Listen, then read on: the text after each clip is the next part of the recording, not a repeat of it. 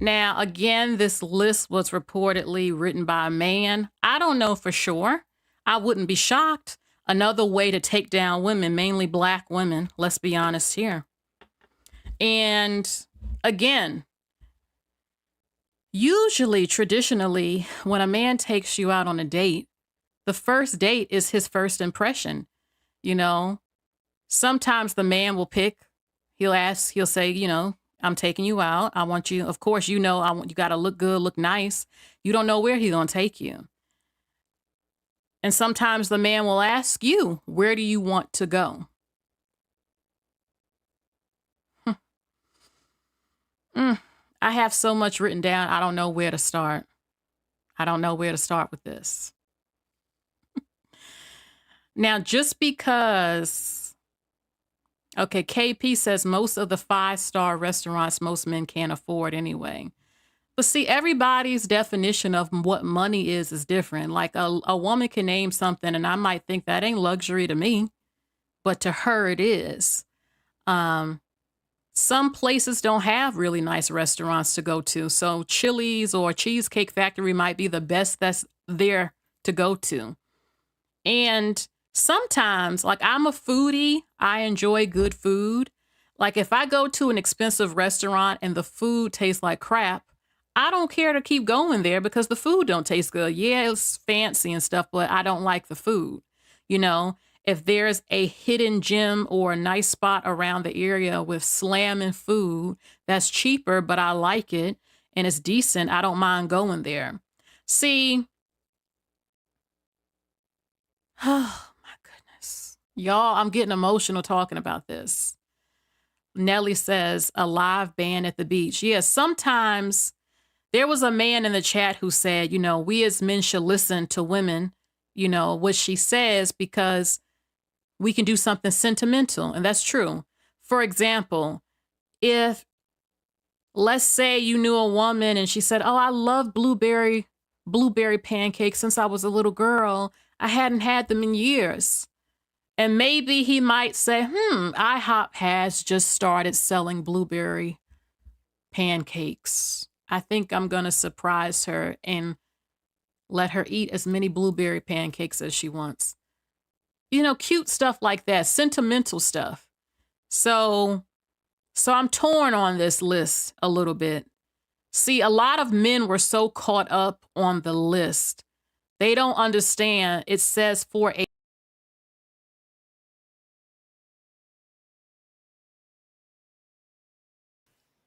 on a first date. Now, what every woman wants is different. But one thing I can say, there is an agenda in the black so-called community to humble the hell out of black women, as if black women were getting great treatment anyway. I mean, a lot of black women, y'all don't get taken out to these fancy places. A lot of you don't. Some of you do. Some of you treat yourselves. It's different for every woman. You had Andrew Tate. You have the Manosphere. Men can say what they want, but I have heard a number of them say, and I know men, there have been a number of them who say, don't take her out, take her to a coffee date.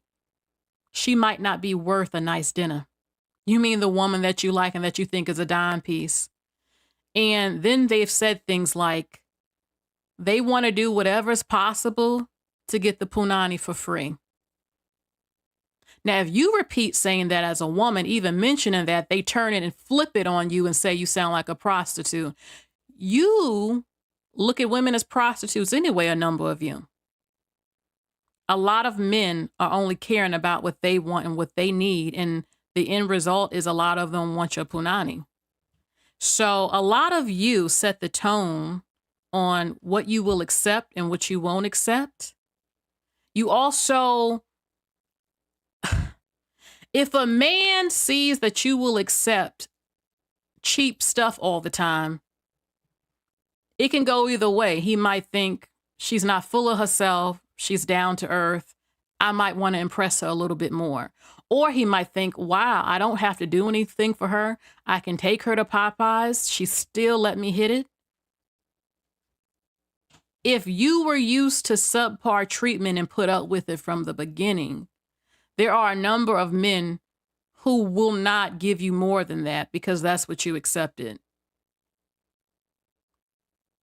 Now, is your worth way more than some food somewhere? Of course. But I'll tell you this, what I know. When a man wants a woman, and usually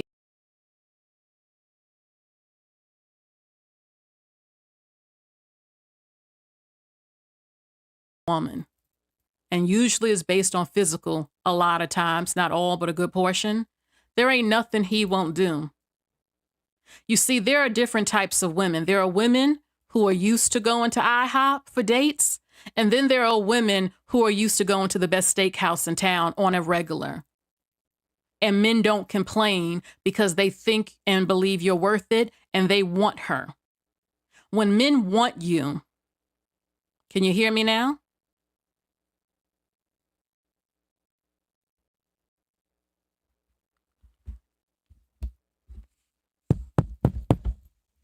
Can y'all hear me? I won't talk until you let me know if you can hear me. Did you hear me say?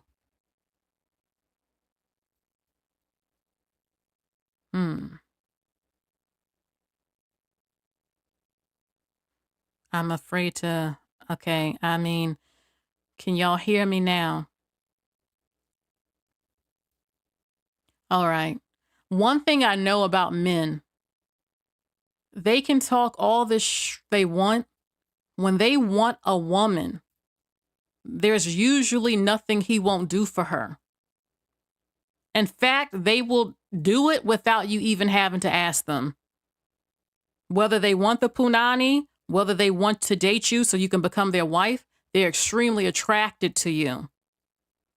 And most men don't feel good about not being able to take a woman they're interested in and that they like to the restaurant she wants to go to. Most men have an ego. They live to impress a number of them. A number of them. Now, just because, I've heard men say, oh, you took her to a nice restaurant, she should give up the drawers that night. I'm not giving up my punani to you just because you fed me something to eat. Okay?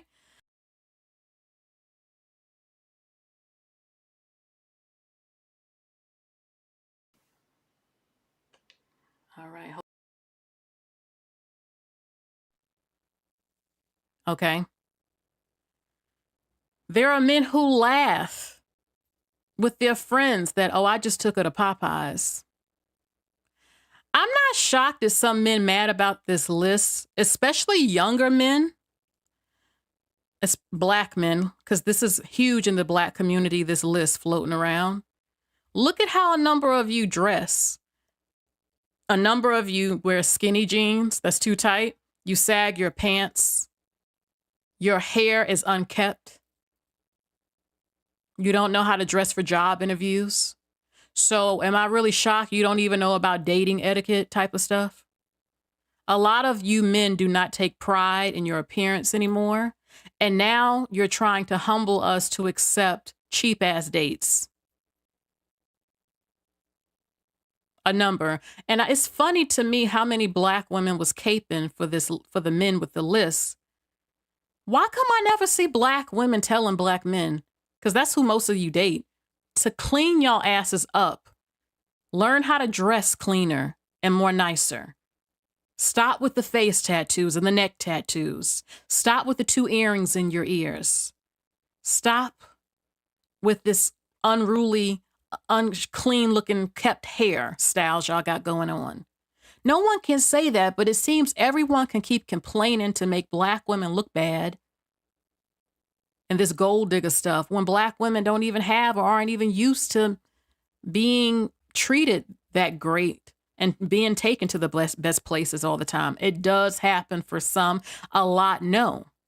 That's why a number of you are perfectly fine with going to the Waffle House for a date. You're just happy a man took you out on a date, whereas a woman who's used to going on dates, that shit ain't flying like that. Now, here's the thing. First date. I'm going to keep repeating first date because people aren't listening. I mean, again, look at the picture of the woman. I'm not trying to, I have to get ready. I'm spending money on how I'm looking, my clothes. I actually saw someone say, who are you women to ask to go somewhere nice and you got Shein outfits? There goes that feminine shit again. What I wear and where I buy my clothes is not his business. How much my stuff costs is not your business. You are a man. This is my money. This is where I shop. It's not your business if it's a cheap outfit. That doesn't mean you get to treat me cheap because, oh, my Shein outfit costs $15. That ain't got nothing to do with you. And shame on the women saying that crap. I think a lot of you women out here have lost your mind. I have never seen where women caping for men who don't want to treat you or take you out places. I've never seen where that benefited any of you. You don't get courted better. You don't get wifed up. You're left with a wet ass and a broken heart half the time, and a man who moved on to the next and didn't have to do shit for you. Y'all are already going 50-50. Tyler Perry talked about paying a light bill. Now a list comes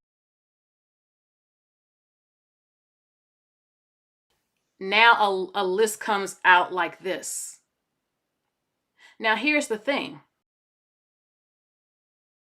Mic off, and then I'm turning it back on.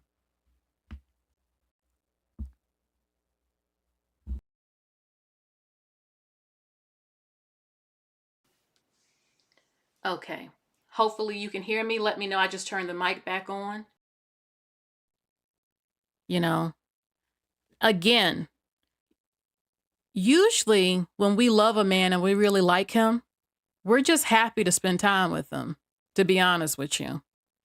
A lot of these places on the list don't always bother us when we have feelings for the man and we really like him. But when a man first takes you out on a date, y'all don't have feelings like that all the time. And men know better when it comes to a date that they need to take a woman out somewhere decent. Everybody's definition of decent is different, and it does boil down to what a man can afford. But here's the thing. Let's say you do go to the IHOP, the first date, but you didn't want to go, but you went anyway and you enjoyed talking to him. What do you think's going to happen when you ask to go to the best steakhouse for the second date when he asks you where you want to go? And the answer is no. Or you ask him the first time, you pick out a nice restaurant that is not extremely expensive, but is not a low budget place. You're dressed up and all that. You have to look, and you ask him, where can you go? He asks you, and you say where you want to go. Maybe the nicest place in your area. If he says no, or he suggests something else, it's because he can't afford it. He can't afford it, which lets you know if he can afford to give you the life that you want as far as going out on dates. I don't know how else to say that. That's just what it is. Number two, he might just want to hit it for cheap. That's his goal. He don't like you like that. He don't like you like that where he thinks he needs to take you out anywhere nice, or he doesn't have money to take you to these places. Again, everybody's definition of money is completely different. Or he's on a budget. He's all right, but he can't. I mean, it really just boils down to that. If you want to go somewhere and he says no, what else you need to know? I mean, obviously, he don't like you like that, or he can't afford to take you there. What else can I mean, so that people will get mad that I brung that up, but that tells you enough, because if you get pregnant, you join in with him, the likelihood you will be in a 50-50 relationship is high.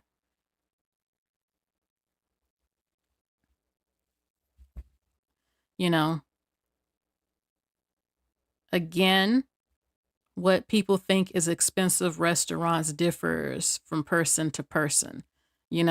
Some people might think a place where a $30 steak is a lot, and to someone else is not. Maybe someone is used to getting steaks that's $50, $70. Purple Lady says we are talking about grown men and women here. Step it up. Now, I'm going to zoom in on this list because out of everything I saw, there were only 1, 2, 3, 4, 5. There are only 6 things on this list that I'm okay with.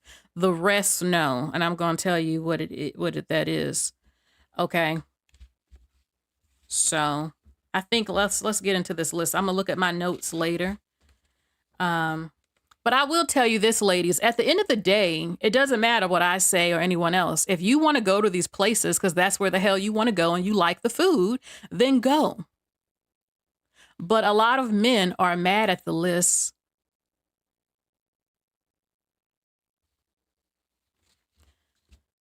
because they don't want to take you out to a nicer place for the first date. Some of these are okay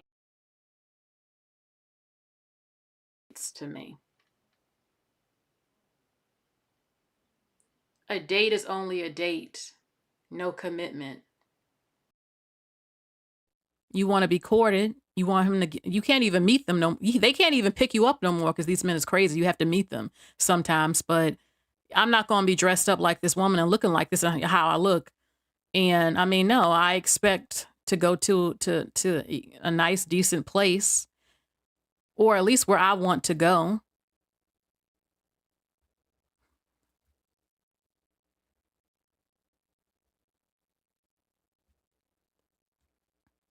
Okay. Let's zoom in on this list.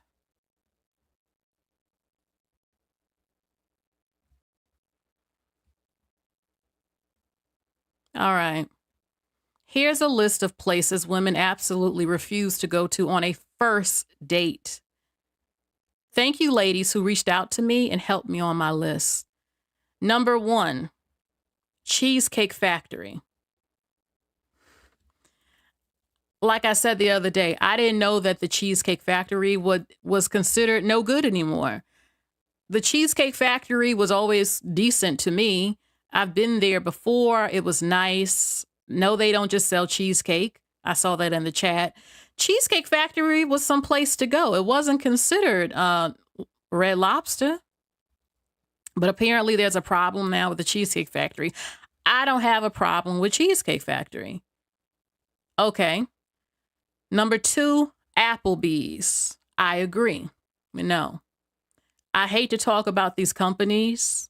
Listen, some of these things on the list, I've ordered from them recently from Uber Eats and stuff. Food just, a lot of these places, the food tastes like microwave bad food. The food is low quality. It tastes bad. It ain't hitting. I'm sorry. So Applebee's, yes, I agree. Chili's. Chili's, I'm okay with Chili's. Chili's food is good sometimes, and other days it's like, oh my God, what the hell happened to Chili's? Y'all have changed the ingredients and your food is just, Chili's is okay for me. Maybe a second date. Chipotle, I agree.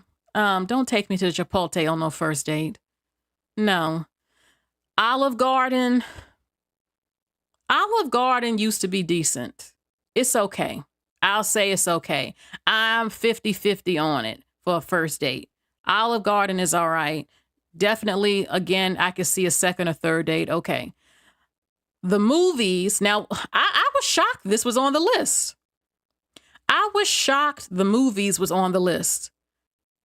Because, I mean, traditionally, you go to a movie and you have dinner. I'm sorry. I don't know. I couldn't believe that the movie thing was on the list. Look, I'm old school, and I mean, at the end of the day, it should be where we both want to go, where I want to go. But no, I disagree with the movie thing. I don't think it's a problem going to the movies, but are we only going to the movies? No. Usually you go to the movie and then, you have a dinner and then a movie, or a movie, then dinner, whatever, Okay, number 7, you're damn right. Number 7 should be number 1, your house. Don't no woman go over no man house for a first date. Are you crazy? Who the hell does that? I ain't doing Netflix and chill or none of that. Don't no woman who's been raised right, or a man who has been raised right, have a date at the house. Absolutely not. No, absolutely not. Ladies, you know better than this. You know better than this. Number 8, any fast food chain. I agree. Don't you take me to Popeyes or KFC for no first date. How dare you? Is it okay once we get to know each other, we can go eat there? Yes. You see, a lot of men got in their feelings. They don't understand. It says the first date. Hell to the no. You listen, don't try to take me to Church's Chicken and KFC and Popeyes on no first date. It's different if I have feelings for the man. This is different. A first date, usually you don't know the man. He's courting you. Okay. If I'm in love with the man and I have so many feelings, no, I really won't care where we go, to be honest with you. Thank you, Nearly. Okay. Number 9, Buffalo Wild Wings. I don't know. I think I've only been there like one time before, y'all. So I don't even know. I don't even know how the food really is. I don't have an opinion on that one for Buffalo Wild Wings. Maybe, I don't know.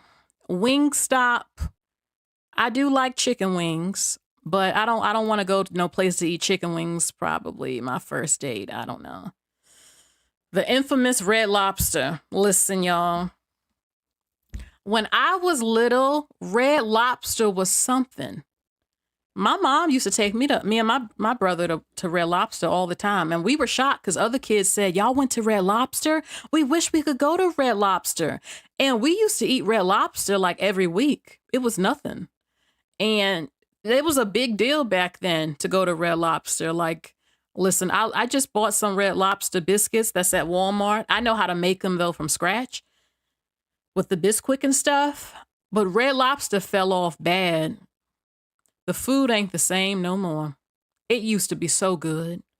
Red Lobster used to be good. Yes, soft and spicy. Said Red Lobster was better quality back in the day. Now it's like, I would still go because I haven't had Red Lobster in years. So if I could go, I would go just to see. But last time I did go, the food was not the same. It wasn't. No.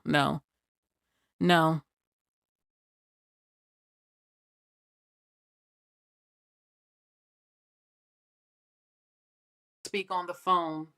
Now it's time to initiate show us your interest and take us on a date. If you don't, the next man will. I'm not talking on the phone for hours upon hours every single day, and there's no date. Absolutely not. Okay. Number 12, a buffet. I laughed at this one.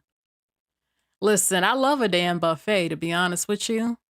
But that's more for me a second or third date. Not my first date, no.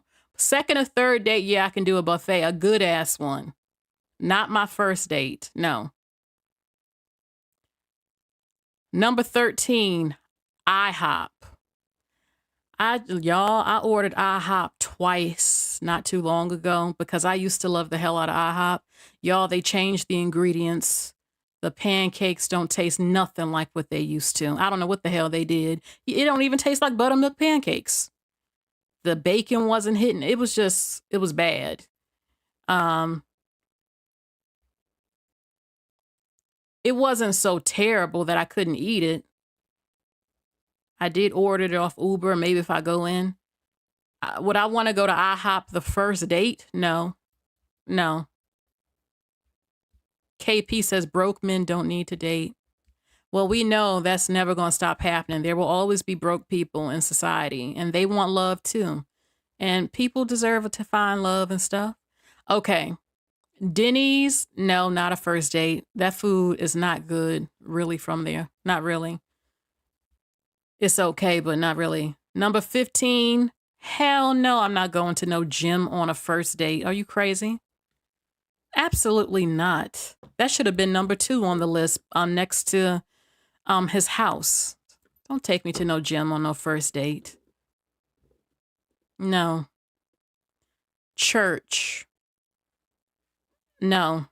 I know some people gonna get mad. Like, what? Really, church? No. No. No. No. No. But once we get to know each other, if I'm into the church, he can call you up and say, okay, after the first date, I would like to take you to church with me. That's fine. A second or third date if y'all are into the church. First date, no. Starbucks, no. I don't drink coffee. I've drinking coffee if I'm real cold. It's okay to me, but I'm not a coffee drinker, so I wouldn't be at Starbucks anyway. They don't have any food. Coffee and a Danish or something.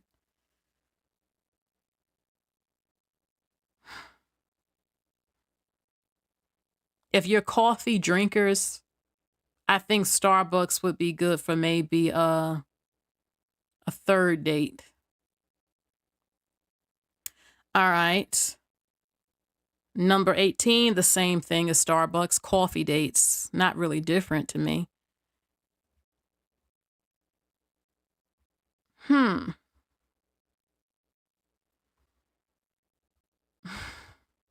I don't drink coffee, but if I did,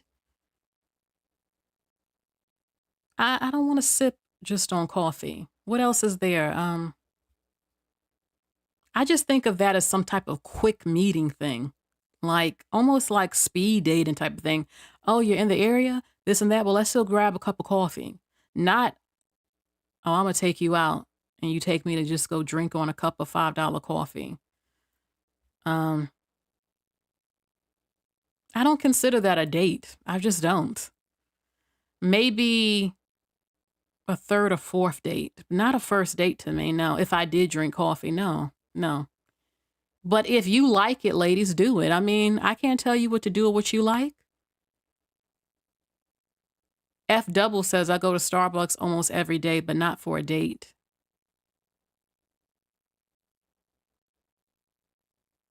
Ice cream date. I don't know why I just thought of like high school children doing that. But it is a little bit cute, a little bit. Having some ice cream. I don't eat ice cream, but if I did eat ice cream, I would do it for a second date or a third date. That's fine to me for a second or third date. Something cute. We having our little ice cream and talking. That's kind of cute. Not my first date. No.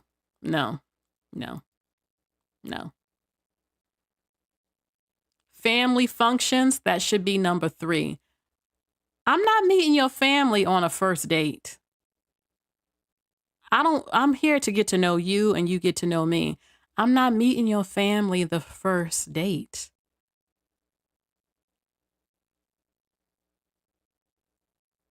It ruins the connection. They're going to be watching me, listening to our conversations, getting too no, you don't meet family the first date. No. 21, movie night, Netflix, Hulu, and I just said it. I'm not coming up over your house for the first date. Men who are cheap and broke and selfish want to do a Netflix night. Now, once I'm dating you and we dating, oh, hold on. Let me write this phone number down. I feel like we already know what might happen when you go in his house. Ladies, we are not stupid here. You know men. You looking good, you smelling good, you in his house. You see that look in his eye. You know damn well what probably gonna happen if you go up in that house. It doesn't mean it will happen, but come on, it's a 50% chance. Now, if y'all already been dating and then y'all doing it, then it's a little bit different if he says, baby, I got a surprise for you. And he has the Netflix on and he orders from a nice pizza shop, a good pizza with some wine and stuff like that. Or wherever you want to eat. He says, look, I got Uber Eats and stuff. What restaurant you want? Let's watch this movie. But that's once y'all already been dating and maybe y'all already been together type of thing. But, the first date, no, I'm not coming up over your house. The first date. Are you crazy?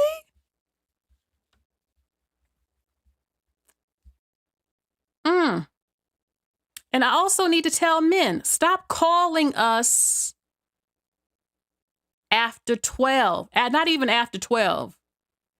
That's if you live in the United States. We are on the same time zone. You do not call a woman after 10 o'clock at night. And there have been men doing that. Don't you call me? I lose. Men don't. I mean, I don't know what's going on where people are forgetting dating etiquette or just respect. Don't no man call a woman after 10 or at least 11. That is disrespectful. It's rude. It's disrespectful. I understand if we head over heels over each other and stuff, but damn, not at first. No.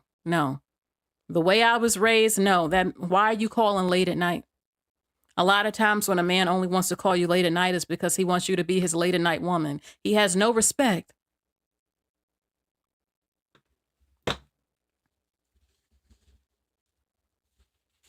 The only man who can get away with that with me is someone I'm in love with and I got strong feelings for. But not at first. He shouldn't be calling you. Y'all dating each other in the beginning and he keep calling you after 10 or 11. You don't know better than that?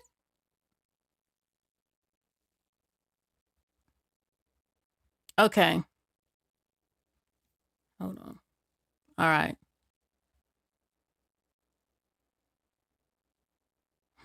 Let me move this list up.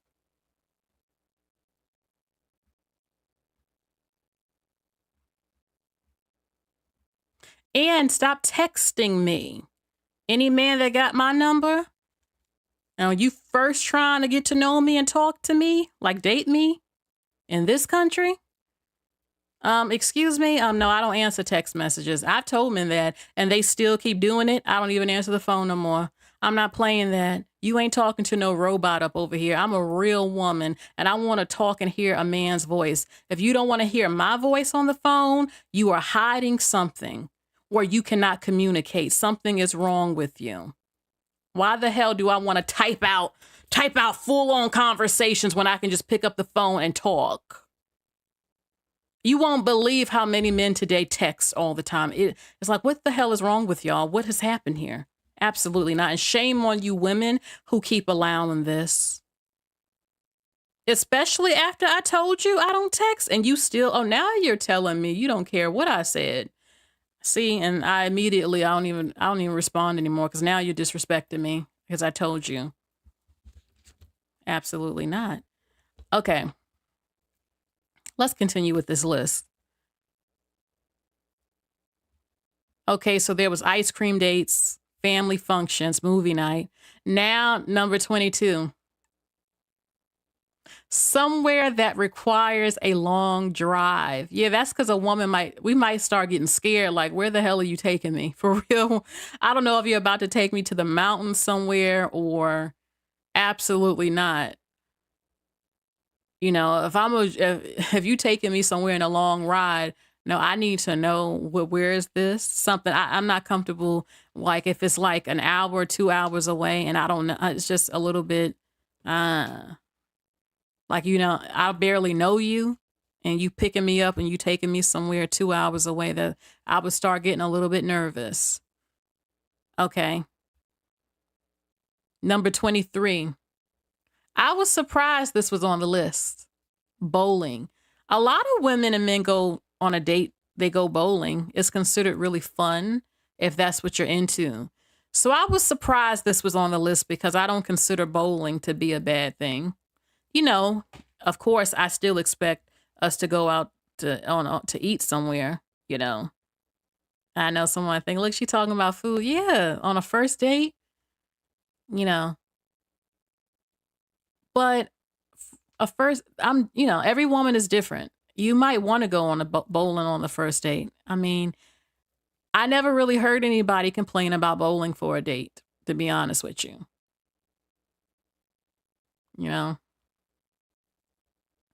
Let's see. Number 24, nightclubs. Yeah, that should be on the list. Like, what? Don't you take me to no nightclub on a first date? Are you crazy? Nightclubs is where people go to meet people and hook up. Don't get me wrong. Yeah, you might go to dance and stuff, but there's plenty of women dressed a certain way that's going to be all around him. Women go to nightclubs and go and a lot, well, not all of them, but a number dressed to impress, short dresses and stuff.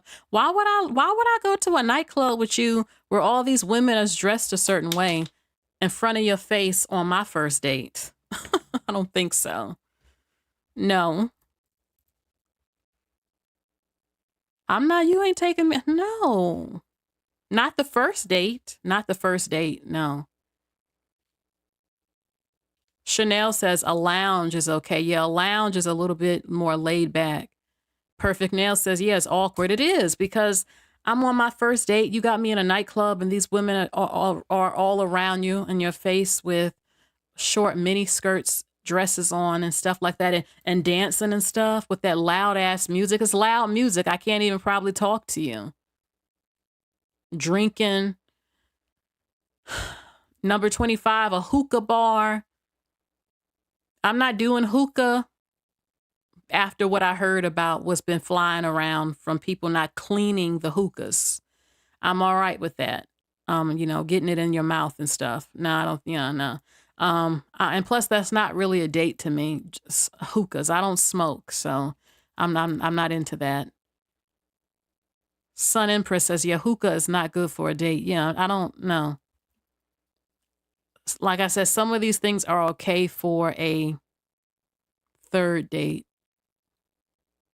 Okay, number 26, a bar for just drinks. I don't know how I feel about that, because we might end up getting drunk.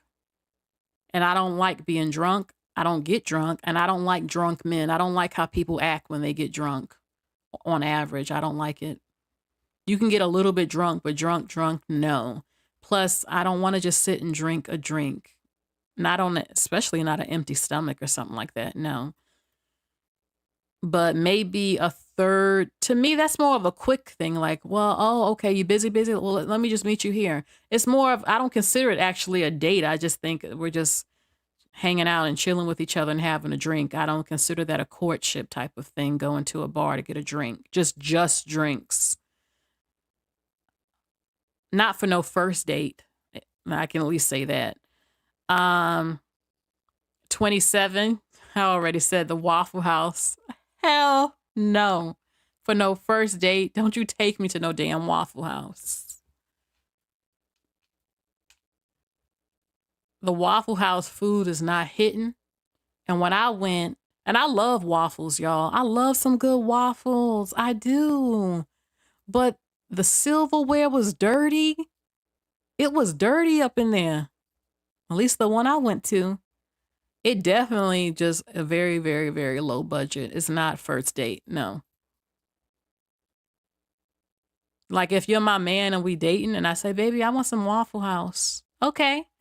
But it's not something I wanted for the first date. No. And number 28, sports events.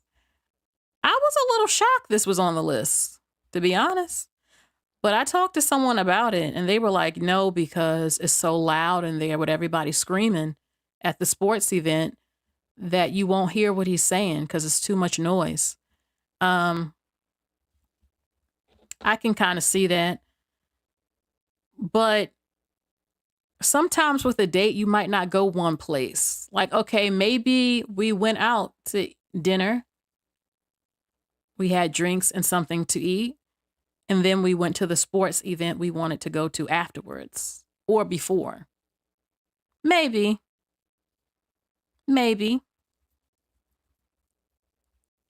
But a lot of times what woman likes to go to a sports event on average? It's usually men who like that stuff. So whose date is it? Is it his date? Our date? My date? What's going on? Just...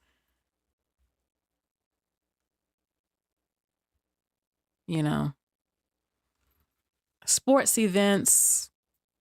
I don't know if I want to do that on a first date.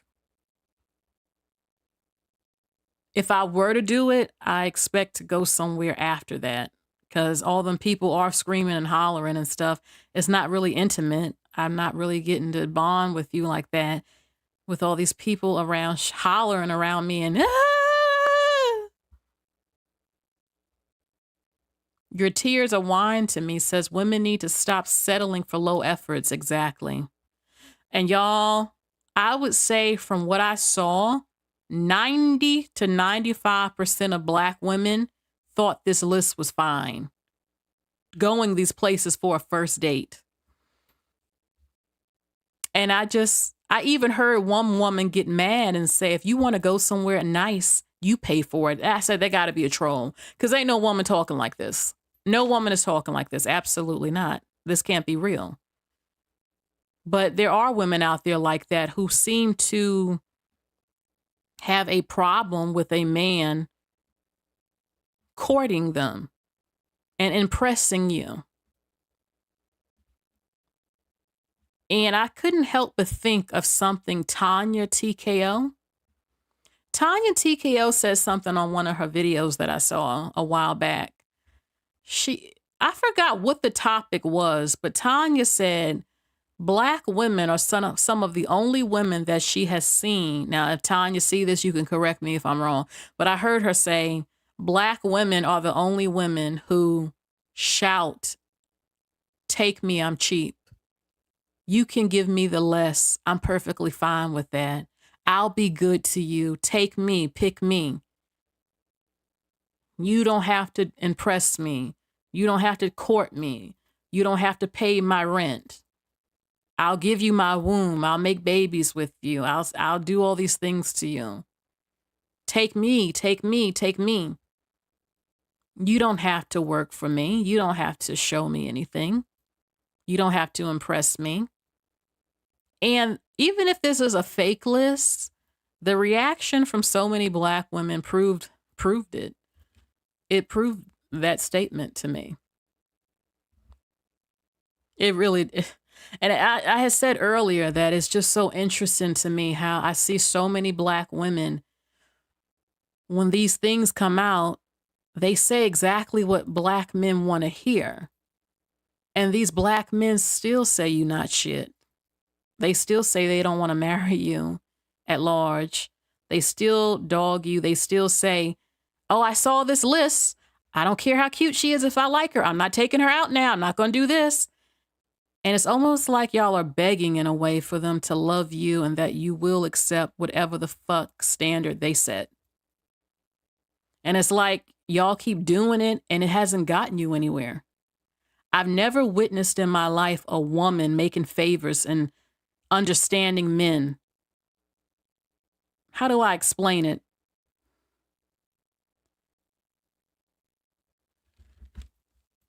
I'm trying to think correctly. I had said before that even the goodest men will try you. If any man has the opportunity to get the punani from you, they will. I mean, he's a man. He has needs. He has desires. He's human. You're human. But then they shame you when you lower your worth and give it to them. They respect a prostitute more than some of you because the prostitute is upfront with what she's charging. I know that sounds crazy.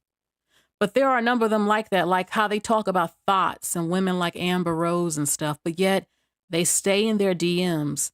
They stay begging and dreaming and willing to pay just to have a date or hit it.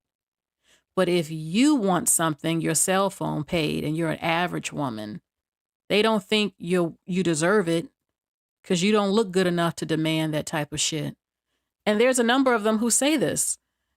I'm not talking about me, but other women that I'll see men say, "Well, look how she look at her weight, look at how she's kept." Who are you to ask for anything? It's different if a woman I think is a bad B is asking for it, but you don't look good enough to be asking for nothing like that. There are men out like that, a lot of them, who don't have a problem whatsoever courting a woman who they want to bed and who they want. Meanwhile, so many Black women, you support them, you're understanding, I'm your friend. For me, I understand. Oh, I don't have to go. I can go to Waffle House. I can go to IHOP. And if you want to, that's fine. Like I said, but it isn't getting you brownie points with Black men. If you can make him do the bare minimum, and he can get that punani for cheap, as a number of them have said, they're going to do it. You helping me out. I don't have to do nothing for you. And you still gave it up and all that. That's how a number of them are. We already see that how so many Black women are tired of footing the bill, tired of paying for the whole household, being the head of house, and are tired of it, which ironically is masculine, and Black women are tired of being put in the masculine position. Then a lot of the men turned and complain that a number of you are tired of that and you want to rest in your femininity and him take care of you. What it boils down to is men, a number of them, want what they want. It doesn't matter how much you agree, lower your standards, become understanding, their friend of what they need. And okay, I won't ask. Oh, I don't have to have this. I don't see where that's ever done anything for any woman but a Black woman. There's nothing wrong with I don't have to have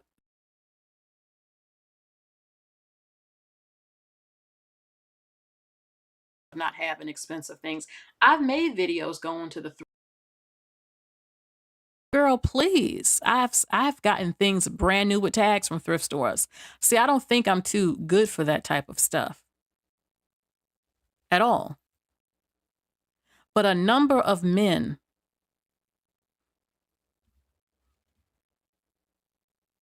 I don't know how to word it. You have some men who will see those things and they want to pour more into you. If you're not used to anything, they want to show you a better life. But then you have some men who feel like, oh, she shops here. She's cheap. So I can be cheap with her because she's used to not having anything anyway. So this is a better deal.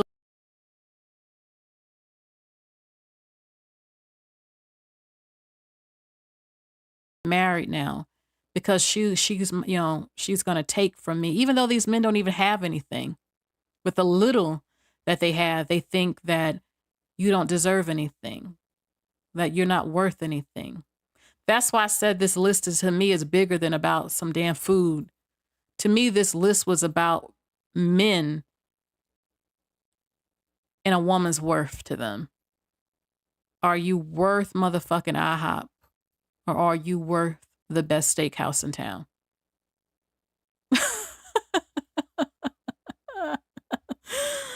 Oh, God. And I don't think men should be playing games because you're going to fuck around and find out. You know, men who are making videos, you think it's a game, I'm going to test it out. You don't play with all women, especially a woman. I'm looking good, you want me and all that, and you think you're going to play around with me? Like, oh, well, let me take her to the chicken wing spot, $8. Let me see how she react. That's not funny, and I wouldn't try that because there are a number of women out there that's not flying. That's a turn off for a first date, and you're going to fuck up that shit. As a man, you, in my opinion, at least when I was growing up, a man wanted to impress a woman on the first date. They dress better. God knows how they look now. I don't know what's going on. But they dress better. They pull out your seat. They get a blazer.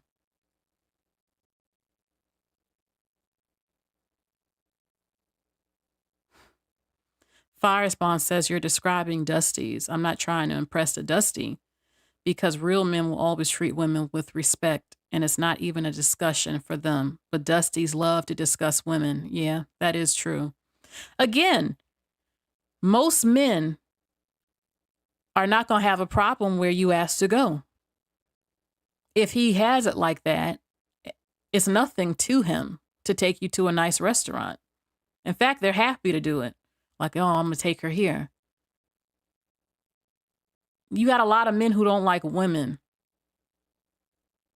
And they're trying, I don't know what's going on with some of them. They don't even like women. They just want the punani, but they don't actually like women. You know, Kendra says, I'm glad I attract chivalrous men. My husband is that. Yeah. I mean, men have been complaining about the women. A lot of these women are tired, and a lot of them are not used to good treatment. They're destroying women. And I have seen some women who have lost their minds too. When I saw a woman upset that a man would be expected to meet her father if he came to pick her up. I'm like, you don't know that's a sign of respect. He's coming to your house. Men have to meet men. And she didn't know because she wasn't raised like that. She didn't see it. Can the men keep getting mad when these girls are not used to seeing men in their home and how women get treated? Everything is getting fucked up with a lot of young black girls, which y'all are accepting ain't shit these days. And the guys just want you to accept it. They think it's simping now to pull out a chair. A number of you, this is disastrous.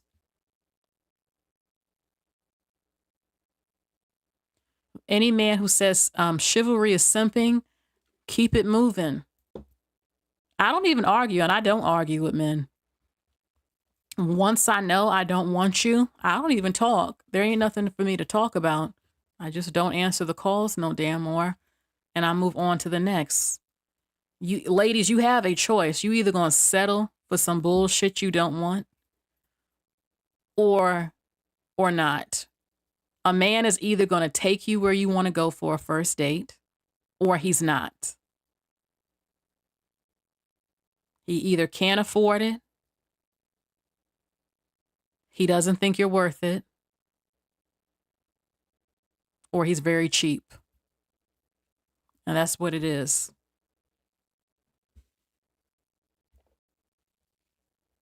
Again, everyone's definition of a nice date is different.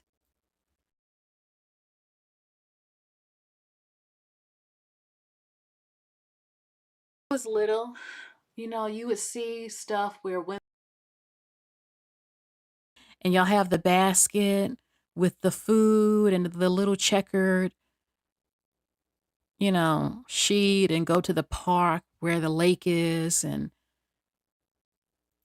look into each other's eyes and snack on a nice lunch together. That's cute. That is cute. And I believe in doing stuff like that, to be honest. I'm romantic. I don't know if that would be a first date for me. Probably not, but maybe a second or third. Something cute. It's not just the men that should be doing stuff cute.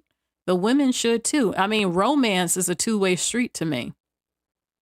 Yes, a man needs to be romantic and affectionate, but a woman also needs to as well. You have to keep the spice alive and the romance alive, in my opinion. Watch my video that I showed earlier, how to show a good man love. If you really feeling him and he feeling you, ain't nothing wrong with romancing him too. I'm not talking about spending a bunch of money on a man. Just cute little stuff. Being creative, sentimental stuff, whispering stuff in his ear, nibbling on his ear, foot rubs, stuff like that. Now, foot rubs, some of y'all might say that's a little bit too much too quick. But, little cute little romantic stuff, Y'all got to keep the romance alive. All right, so. Damn, I didn't even look at all my notes.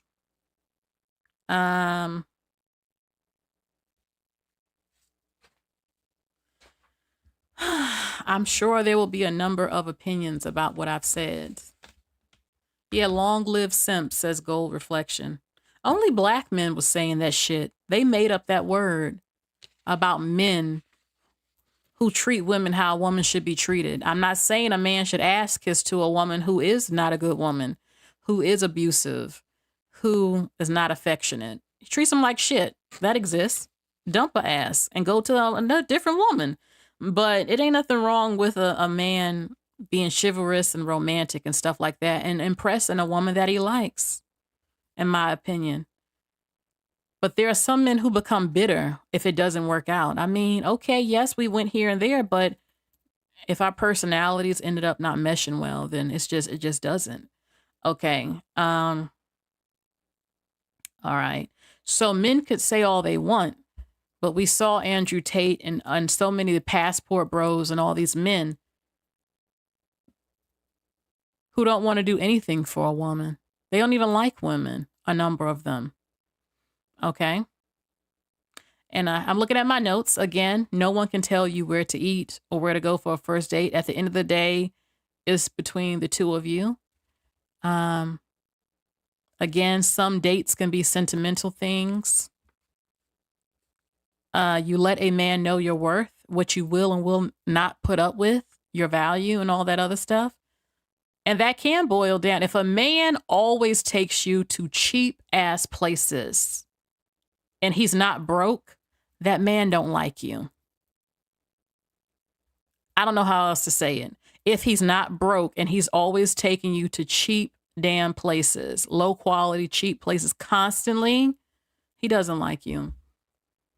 And I guarantee you, any woman or man, any woman, get back to me, a man that you've been talking to for a few weeks. Tell me how long did it take for him to hint he wanted some of that punani? A slip up at the mouth, something. You just date and you don't have feelings for him. All right. A lot of broke men get mad at these lists. Again, I don't hear men who are established complaining about taking women out or paying for a woman's cell phone and stuff like that. They don't. A lot of men in their masculinity who like and love a woman, they want to nurture that woman. They want that woman to be happy, especially if she's making him happy. They want to make sure you're not suffering. That is a form of protection. When men here provide and protect, that doesn't just mean physically protecting me, because who is always trying to beat you up or me? Protection is not just physical. It's everything. I had a whole list. Protection. Security cameras in the house when you're not home. Protection. Financially providing for me is protection. Having a will in place if you die is protection for me and our children. If you are cheating on me, which I cannot control, you don't do something and come home and hurt me. That's protection. What else? Emotional protection. Not saying hurtful things out of your mouth towards me. To protect my soul and my feelings is protection. Making me feel safe when I'm out with you and I don't feel I have anything to worry about. You are masculine and dominant, and I feel I have a strong man in my presence. That's what women like and want to feel. If I ever feel like I'm the man, and if someone runs up, I'm going to have to be the one to pull out a gun, you ain't my man. And you ain't my man. If I can't come to you for what I need and want, you are not my man. You can't be my man. Absolutely not. Okay.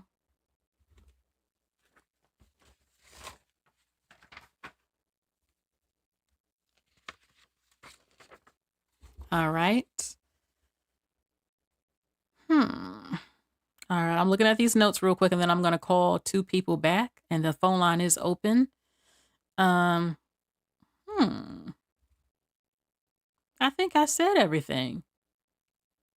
Again, I shared that I didn't think everything on the list was bad, but more of them were more of a second date to me.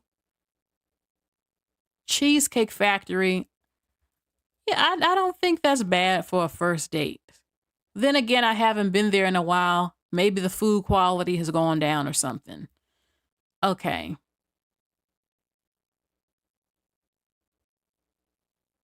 Okay.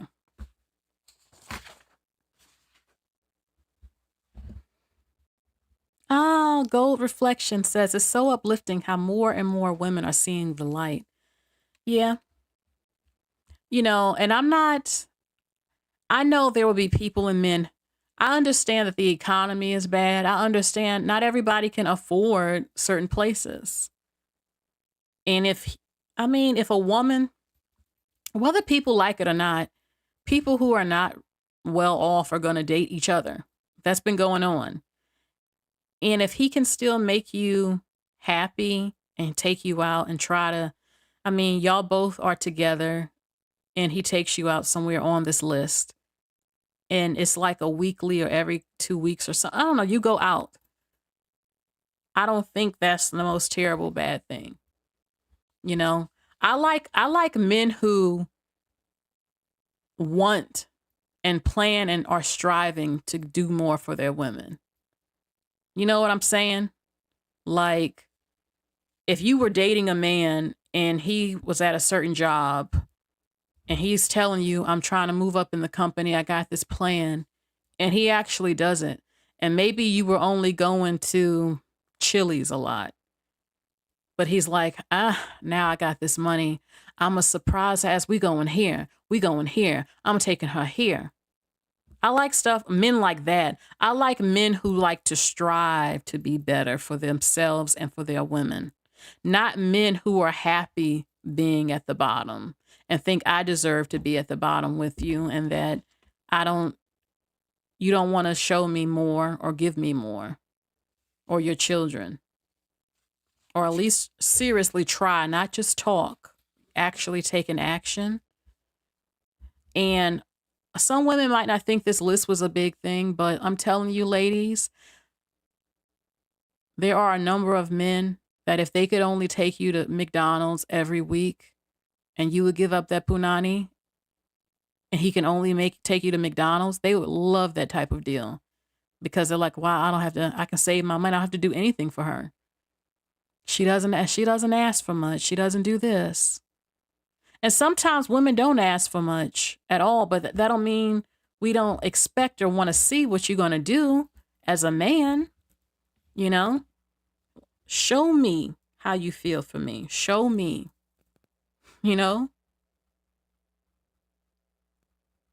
show me how you feel. Love is an action.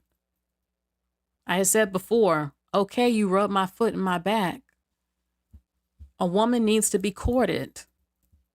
That's how you keep the romance alive, not just sitting in the house every freaking month, literally for months on end. We don't do anything. We don't go anywhere. You're not romantic. You don't even write me a love note. Something. No. Okay. A relationship is going to be miserable. And I tell women too, if that's your man, keyword, your man, you love, that's your man, you need to romance too, in my opinion. I'm just saying it's cute little stuff, sentimental stuff. There ain't nothing wrong with surprising your man or listening to stuff he said and then surprise him with it after what he's shown you.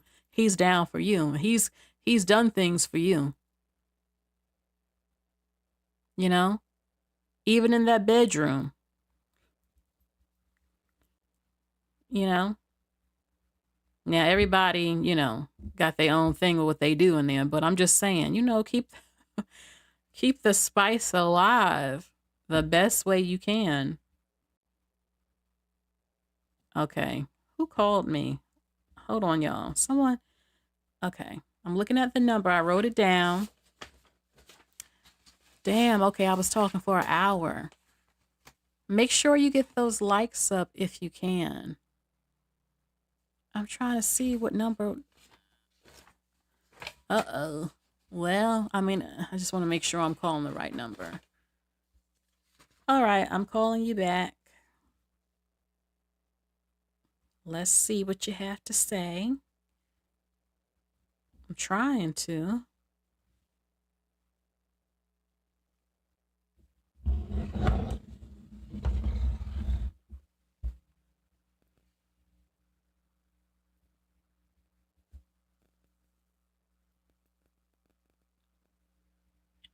Hello? Hello? Hi. Oh, hi, how are you? I'm okay. Hold on for a second. Okay. Okay. This is Cerebral. Hi, Cerebral. This is Amanda. I was just wanted to say that I think that it was a bit blown out of proportion. I don't think that cheesecake is necessary. I mean, what's it called? I'm about to eat a piece of vegan cheesecake right now. That the cheesecake factory is necessarily one of the worst first dates you can go to. Like, I'm the type of person, I've been at all types of restaurants. I mean, restaurants where it's $200 a plate down to the diner. So, but places like McDonald's and, of course, not at your home.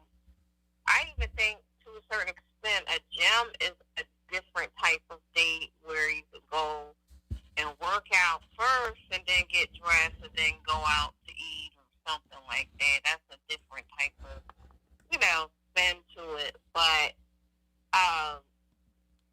my thing is, if a man is really interested in you, whether he spends $60 per plate versus, $200 per plate, it's about getting to know the person to see if you guys are compatible. What I think the young lady did wrong was broadcast her business with the young man on social media, which had to be very humiliating for her. So, and that's why I got so much publicity. Like, it made black women look really bad, and our reputations are ruined anyway, as it is because of the black men. So, and I just think she shouldn't have done that. But I've been to places, the top to the least, the small, like anywhere from 3-star to 5-star restaurants, and the relationships worked or they didn't.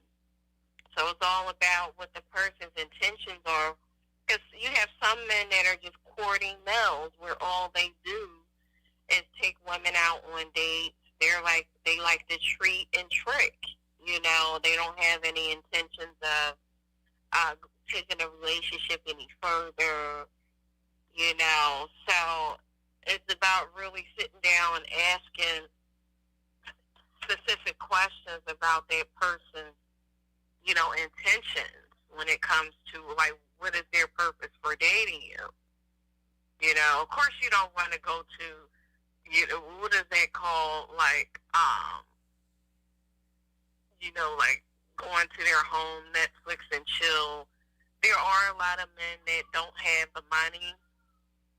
They shouldn't be dating if he can't afford to take her to a halfway decent place. That's my opinion. They shouldn't be dating and courting. They should be trying to worry about their careers, and how they'll be able to get the money to be able to show. Because the purpose of courting and dating is to show the female that, hey, I can provide this for you, to show that you have some type of funding to where they could possibly be a provider for you in the future. But the way things are nowadays, that might be all he has is $200, that he put aside, or whatever amount of money, $600 a week to take out about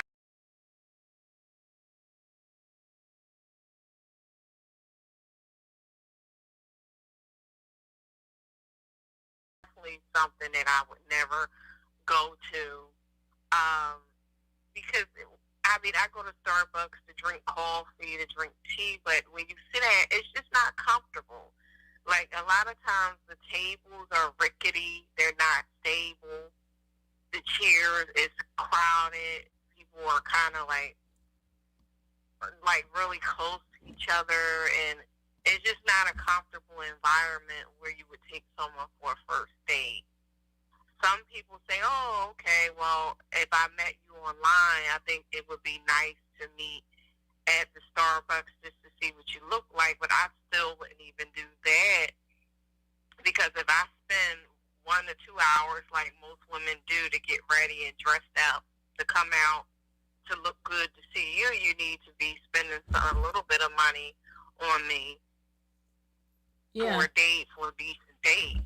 Yeah. Not Starbucks. That's definitely not, but again, this is just another way to embarrass us. There were other people, like other platforms of different cultures that resemble his culture that came out and made their statements just because the person was from their culture. So, black women, you have to be very careful about what you do, because if you are dating interracial, because it's not much in our group anyway in America, that is something that you do not do. You do not go and humiliate someone on the internet because they took you to the Cheesecake Factory. I just think she was wrong for that. I heard that it was a skit.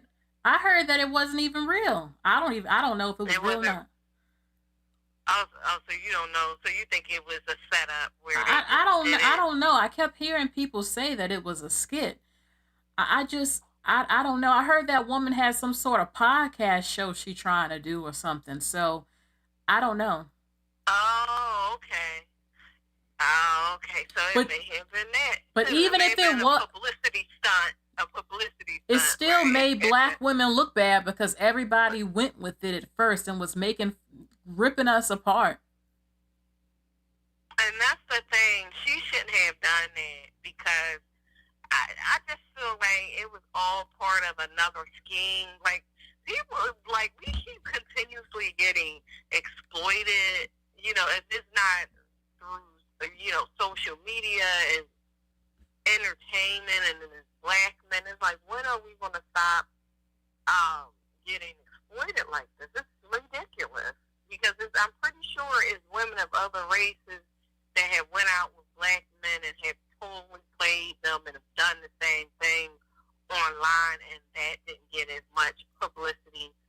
They're not going to air it out. They're not going to make videos like that. They protect their image on how they're seen. So, I mean, it's white girls all the time. On if you look at little things on like Instagram and TikTok and so on, so far and so forth, and they air their business about how their significant other, baby daddy did this, didn't do that, it's just that when it comes to us, because the guy happens to be of another race or culture, that really got blown up, because right now a lot of black women are dating interracially, and it's that's something that we've been moving towards, and I just think that I didn't like it. It just really made us look bad. So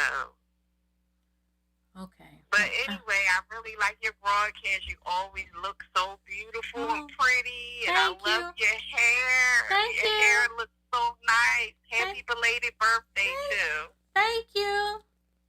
Thank you. You're welcome. Bye. All right. Bye-bye. Oh, thank you. And Kendra says, but we already look bad. It doesn't change anything. People who don't like black women already didn't like black women before the video. Yeah, but it's like it gives them more ammunition. Like, see, that's why black men ran with the skit. Because they're like, see, we told you. Now you non-black men want them. Now look what you gonna deal with. See, this the headache we've been dealing with. She thinks you too good for the Cheesecake Factory. Please. Since when the average black woman didn't go to the Cheesecake Factory? Black women are paying 50-50 at large, most of the rent. So miss me with black women are throwing fits over eating at the Cheesecake Factory. No, a lot of men, period, have problems with women who want to be taken out to nice places. A lot of them, period, have problems with women who they want to sleep with, but who they think they can't get or afford to have, oh, she ain't gonna talk to me because, I can't take her there, I can't take her that. She's used to dating this, she's used to dating that. Oh, she thinks she's this, she thinks she's that. I can't stand her, I can't stand her. We gotta humble them, we gotta humble them. Oh, the black women are dating interracially. Let's run with this story. I told y'all not to date them. I told you. Look now, look at that heifer.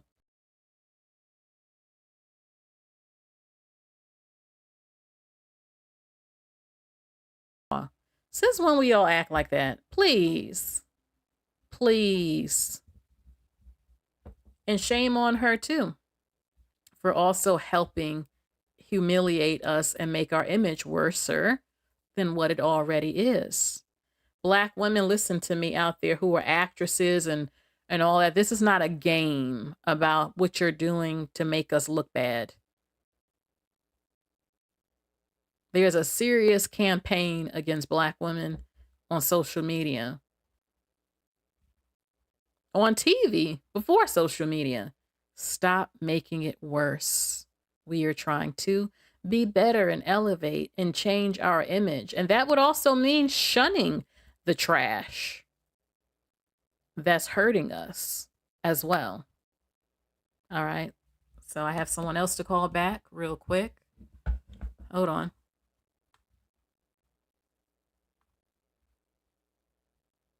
Now this list pops up. Now the men now made a list too that's on social media, y'all. They got their own list now.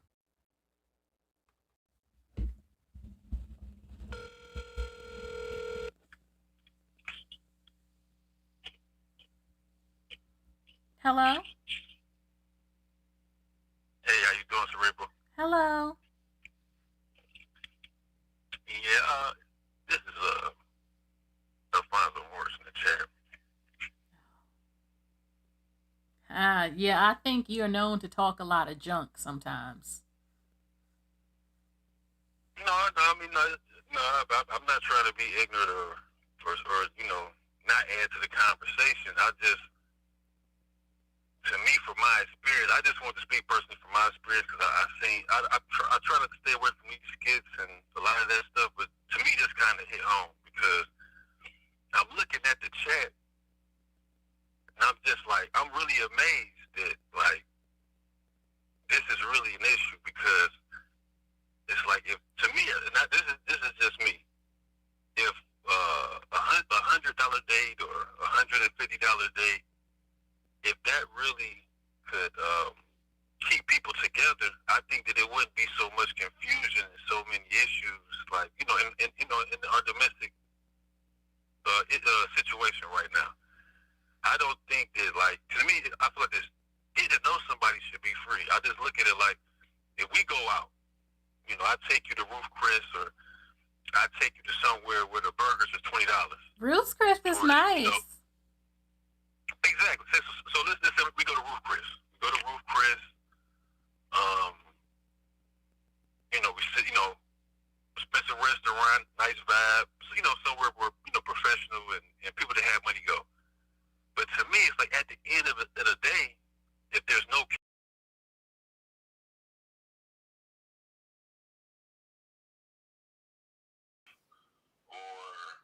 it's just not a compatible situation, what does that mean? That to me is just resources wasted, for nothing. Like I think like you can find somebody viable and somebody that is compatible, at a day at Wingstop or going to get some ice cream or walk at the park. You know what I mean? It's like to me, I don't see spending like all of that on the first date, and it don't really like. To me, I look at it personally like a story. When I was back in the Navy, if you let me tell this story, when I was in the Navy, I took this girl out, and we went two places.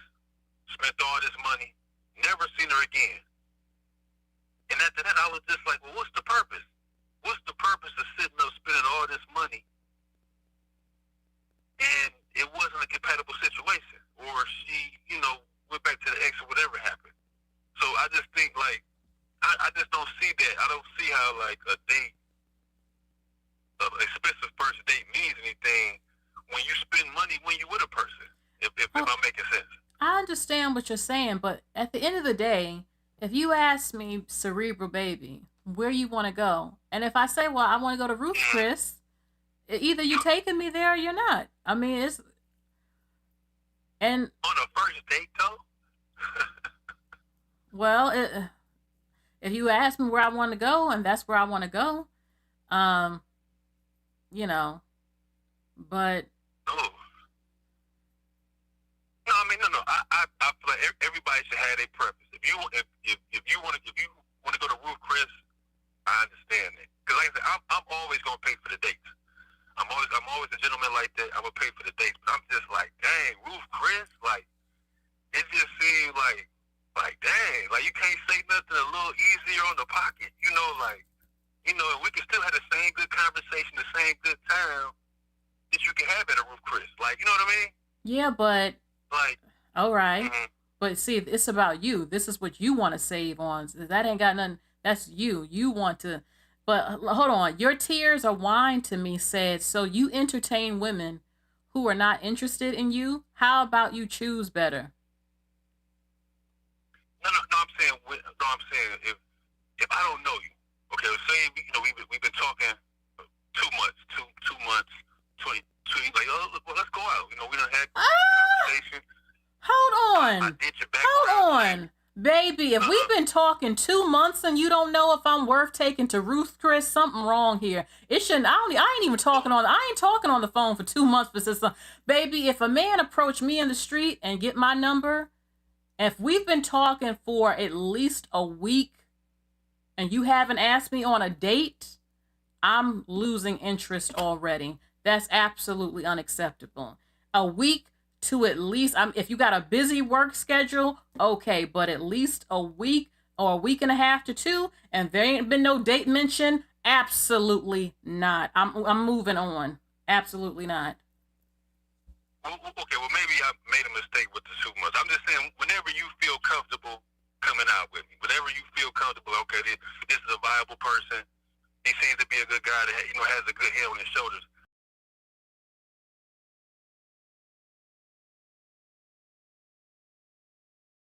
We don't all have dates where we thought, okay.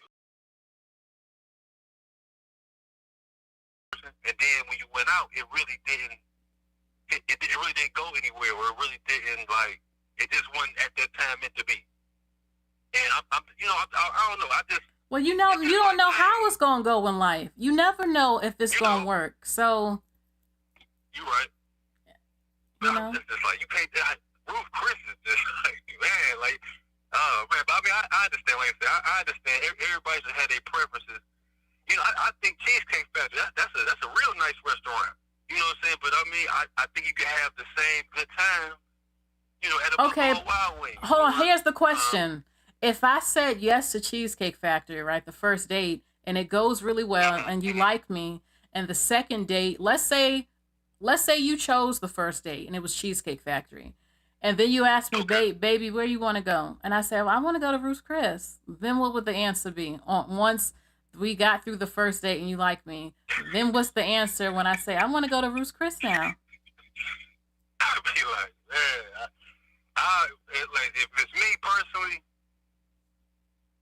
if I really, really like you, okay, I might be like, all right, but I'm appetizer only. Like, I mean, I might be like, okay, go ahead, get what you want.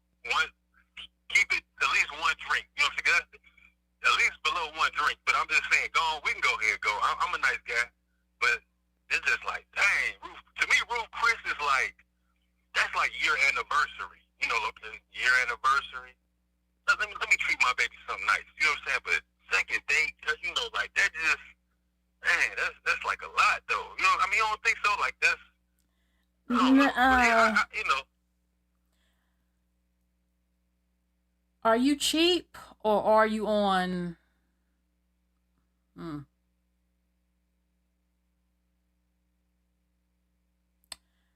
I'm gonna actually just be quiet. I'm saying like, cause you're gonna spend money like any of my relationships that I've been with a woman, whatever. When I was with my fiance, I feel like I spent money, taking her lunch. You know what I'm saying? Taking her lunch to work. So like I'm bringing you lunch to work, little flowers, doing little stuff for you. So it's like you're gonna spend your money on a woman in a relationship, period. So I just feel like with dates, with a date, I mean, I think it would just be once, but just like them expensive dates. And I'm sorry to say this. I don't want to say this, but someone in the chat said it. Is he cheap or are you broke? Are you, look, and I ain't saying that to be funny, because if a man, look, if a man got it like that, it ain't never a problem where we want to go eat when we want to go out somewhere. You sound like you on a budget, or you are not, you can't afford these places. Is that, and if that's the case, that's just what it is. But is that what it is? No. I mean, no. I'm a merchant seaman, so I got a couple of dollars. But it's just to me, if I'm still in that dating world, meaning that okay, I'm not looking for sex. I'm not looking for anything. I just want to. I'm just meeting you just to get to know you. Just meeting you to see if we're compatible. Now, again, it could have been another guy that you met, that you entertained, or that you just texted back and forth or talking to. So it hasn't necessarily been established yet that we're exclusive or we're building a relationship for a family, but we're saying that it's a possibility. So we're still in that possibility realm. You might not get the chance to make a baby with me if you're treating me cheap. Baby, I probably will move on to the next if you treat me like that. If I know you ain't no broke ass man and you being stingy with me, who are you the one choosing everywhere we go? Or is that what it is? Like you asked me where, are you the one choosing everywhere we go? I mean, most of the time with the women that I talk to, they mostly want me to make the plans. Like, what time we going out? Where we going? So, from my experience, now, when you get there, it's like, most of the time with women, I know they say, well, I heard about this new place over there, I want to go try. I done did the little dip in butter. What's that? Dip in the cheese. It's like a little thing. It's a restaurant where you go and you fry the cheese. They take a long time. They bring you these different type of cheeses. I took a girl on that. That had a little price on it. But hold on. How much? I'm curious to know. How much was it? I want to know what you consider to be expensive. How much was it? I think that might have been about like $70 or $80. I can't remember. I don't know any of your listeners. It's like it take a long time. It's like an hour date, and they bring you different type of cheeses, and then they bring you like a hot oil, and then you sit up there and you dip the cheese. And it was something like that. It was considered like sort of a high class thing to some people. The dipping of the cheese sound like fondue type of thing, but fondue. Yep, fondue. Okay, fondue. Tell me, what is a romantic evening to you? Like, do you like jazz nights and stuff? Like, where do you like to go? Where do you like to take women? Where do I like to take women? I would say just like, it depends. Like I said, if you want me to choose, to be honest, I'm always go Mexican. But if I'm really trying to make it special, I might go to the place where you can watch the place where you watch the movie and you can order food. Like you can watch a movie and order the food. You can recline your chair. Hold on. And then, maybe like if I said I want to go to a Broadway play, what would your answer be? Mm-hmm. Well, most definitely. Definitely. I definitely would do something like that. Broadway play, the caves, anywhere just like nice. Because I know, you thinking maybe like, okay, he a nigga man, he gonna want to do the typical. No, Broadway play. A museum? Some of the class. Museum, that'd be nice. That'd be real nice. Are you a romantic man? Do you consider I'm working yourself on to it. be a romantic man? I'm working on it. I'm a work in progress with that. What's your zodiac sign? Libra. Oh, damn. I'm a Libra. But you a Libra man, so it's a little different. But Libras, we're known to be very loving. We're Venus. Yeah, I'm not familiar, but I will take your word for it on that one. I will definitely take your word for it. But I'm working on that. I'm working on that, bro, man. I think a lot of men, we don't know how to romance women. Like I said, because I was definitely like that. Like, I used to be like that. Like, you know, we just gonna go get some Subway, baby. You know, I used to be like that. You know, we gonna go get a burger. But no, once I got into my 30s, and I realized, like, no, you gotta, you know, treat a woman, you know, special. But it's just like when people get off into that, like, you know, Ruth Chris on the first date, or like just something like, to me, I feel like to me, anytime you spend in, like, to me, I feel like first date, to me, I'm gonna try to keep it under 65. You know, maybe if it's really going, you know, maybe 70, but like I think 65 for a first date, you know, is cool. You know what I'm saying? Like, So basically, you're eating a $20 meal is the budget. You and her $20, and then the tip for the waitress. Yeah, 25, like $25, 25. You know, that's, you know, like. Yeah, like, see, I don't have a problem with it, but if I want Ruth's Chris, I want a man that's not gonna have a problem taking me to Ruth's Chris if I want to go, if he can afford it. You know what I'm saying? Hold on. I understand it. I feel like a man shows you from the beginning what it's gonna be. If he can't do shit ever for you from the beginning, from jump, then you already know what kind of lifestyle you would be living. That, okay, we're not, I can't go these places. He won't take me, or he can't. And you just decide yourself as a woman what you're going to do. You're going to deal with him or not, but your life will be affected. Your pastor man and said the woman's life is in the hands of the man. Your whole life is determined by the man. What he will give, not give, what he can, all of that, where your kids will live, all of that stuff. And yeah, I'm shocked to hear that Jeffrey Dahmer was a Libra. I have to look that up because Lord, no, this can't be true. But romance is not just about stuff like that. Do you rub feet? Yeah. Do you write poems, sweet notes, stuff like that? Would you give your woman a bubble bath and with a glass of wine and wash her? I mean, stuff like that. Yeah, of course. But that's what I'm saying. Like, when you read whatever I don't know if you responding to somebody, but okay, now we know all the women that's getting killed in these in relationships, or there's all the situations period that's going on with these relationships. That man didn't necessarily show on the first date that he was crazy or he was deranged or he'd do something to you. So that's why I said that, like, focusing on the first date is like, I don't want, you know, and what I won't do for you, and it's like, well, I'm getting to know you. You know, so I got you down the line, but like on the first date, listen, I just feel like it needs to be fair and balanced. Like, asking a man to spend so much of his resources. Hold on, can I say something? A lot of you men don't want to do stuff, but yet I'm spending money on my hair, my nails, my outfits. I'm going all out to look good for you. I'm also impressing you. So, you know, you don't want me showing up looking raggedy. Y'all not the only ones pouring resources in to help keep somebody or impress somebody. You know, I ain't showing up on no date looking like I woke up out of bed and all of that. You know, and it's disappointing if a woman has to buy all this stuff and we looking good for you and the shit don't go nowhere either. But look, I ain't mad at you. I'm gonna take the next call. Oh yeah, they're taking my call. Right. Thank you. Bye. Sports actuary, don't ever send me an email like what you did again. Brother, there are nations of fit women that think, well, I ain't even gonna read what you said, to be honest, please.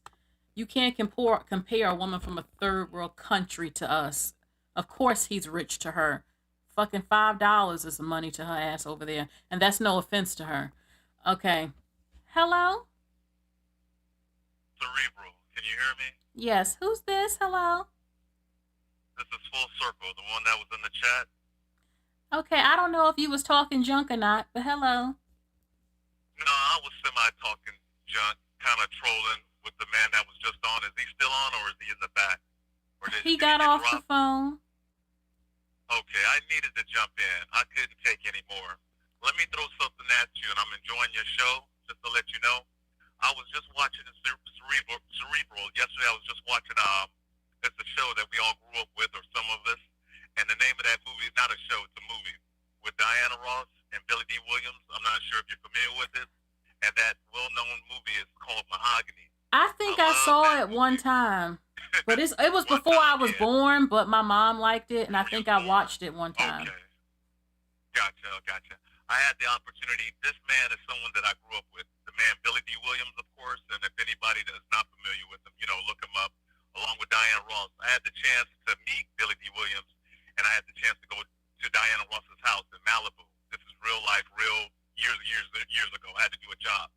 And she's that person she is that woman. She won't talk to you, she's celebrity famous. Billy D. Williams, straight up down to earth.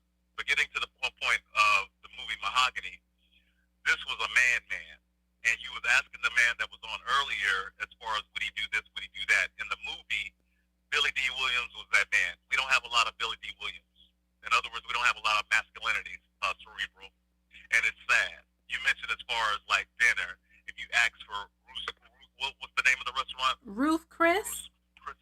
Yeah, that's nothing. Check this out, Cerebral. You got restaurants like that, and other restaurants that cost way more. You'll know, like you mentioned, the time when you go to that restaurant, and then when that man and it's time for that check, if he's looking in your face, or she's looking at his, she shouldn't have to pull out nothing, especially when it comes to the tip. I've seen situations like that. Man, I'm making, you know what I mean? I've never paid for a date, and I've never paid for a date in my whole life, and I don't plan on to. Not a first date. Now, again, once we're dating, and I like you, I got feelings for you. Like I said, women should romance sometimes they man too. I mean, just cute little stuff, but go ahead. But the part that I had a problem with, and it was already mentioned, and you caught it, I caught it in the chat. Yeah, I was the one in the chat. When the gentleman mentioned 2 months. 2 months in, Cerebral? Are you serious? 2 months in. Now, I don't know if it came to fourth base, third base, whatever, but 2 months in, and that's your date, and you were just getting to know her, either one way or the other, you gonna know. And even if it comes down to the restaurant, if you gotta, decide, okay, in 2 months, I'm still gonna try to take you to what? McDonald's, Wendy's, really? Right within that time, she'll know. And then if you look at the quality of woman, a man would already know. Yes. A woman knows already. But you made a good point. That woman from that date, later on, like on some Ike and Tina Turner type of thing, she'll know what to expect in the future. She'll know if it's going to be the same quality or if it's going to be an upgrade, in restaurants. I get his point to a certain extent, but if you ask for it, it shouldn't be nothing. And we're not even talking about on a Jay-Z level. If she asks for it, you might be like, whoa, a little bit, whoa. But there are men out there like that is nothing. It's nothing. Yeah. I'm with the whole, I'm against that Tyler Perry thing too. That's another thing. That's on another topic. You might have mentioned that. I have a whole video on that. I did. Yeah, you sure do. Yeah. I had an issue with it the minute he opened his mouth, Tyler Perry, with that. You have men out there literally that got it like that. When they drop it, they drop it. We'll walk away from it, and you know what was missed in that conversation with the gentleman right before me? It's the time.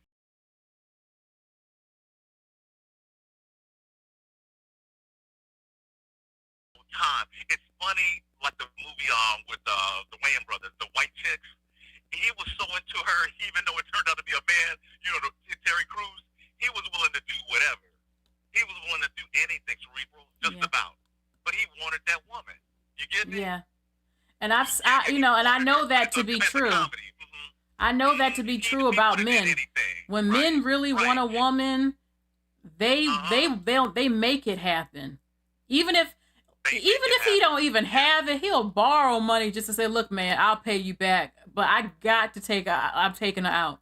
You know, they do that. Look at Cerebral will go to payday loan. We'll probably Shoot. go to payday loan just to make sure. Hey, I'm gonna let her know by the time this is done. Don't know how I'm gonna pay it back, but she gonna know he spent that money on me. He spent it on me, and she'll remember it.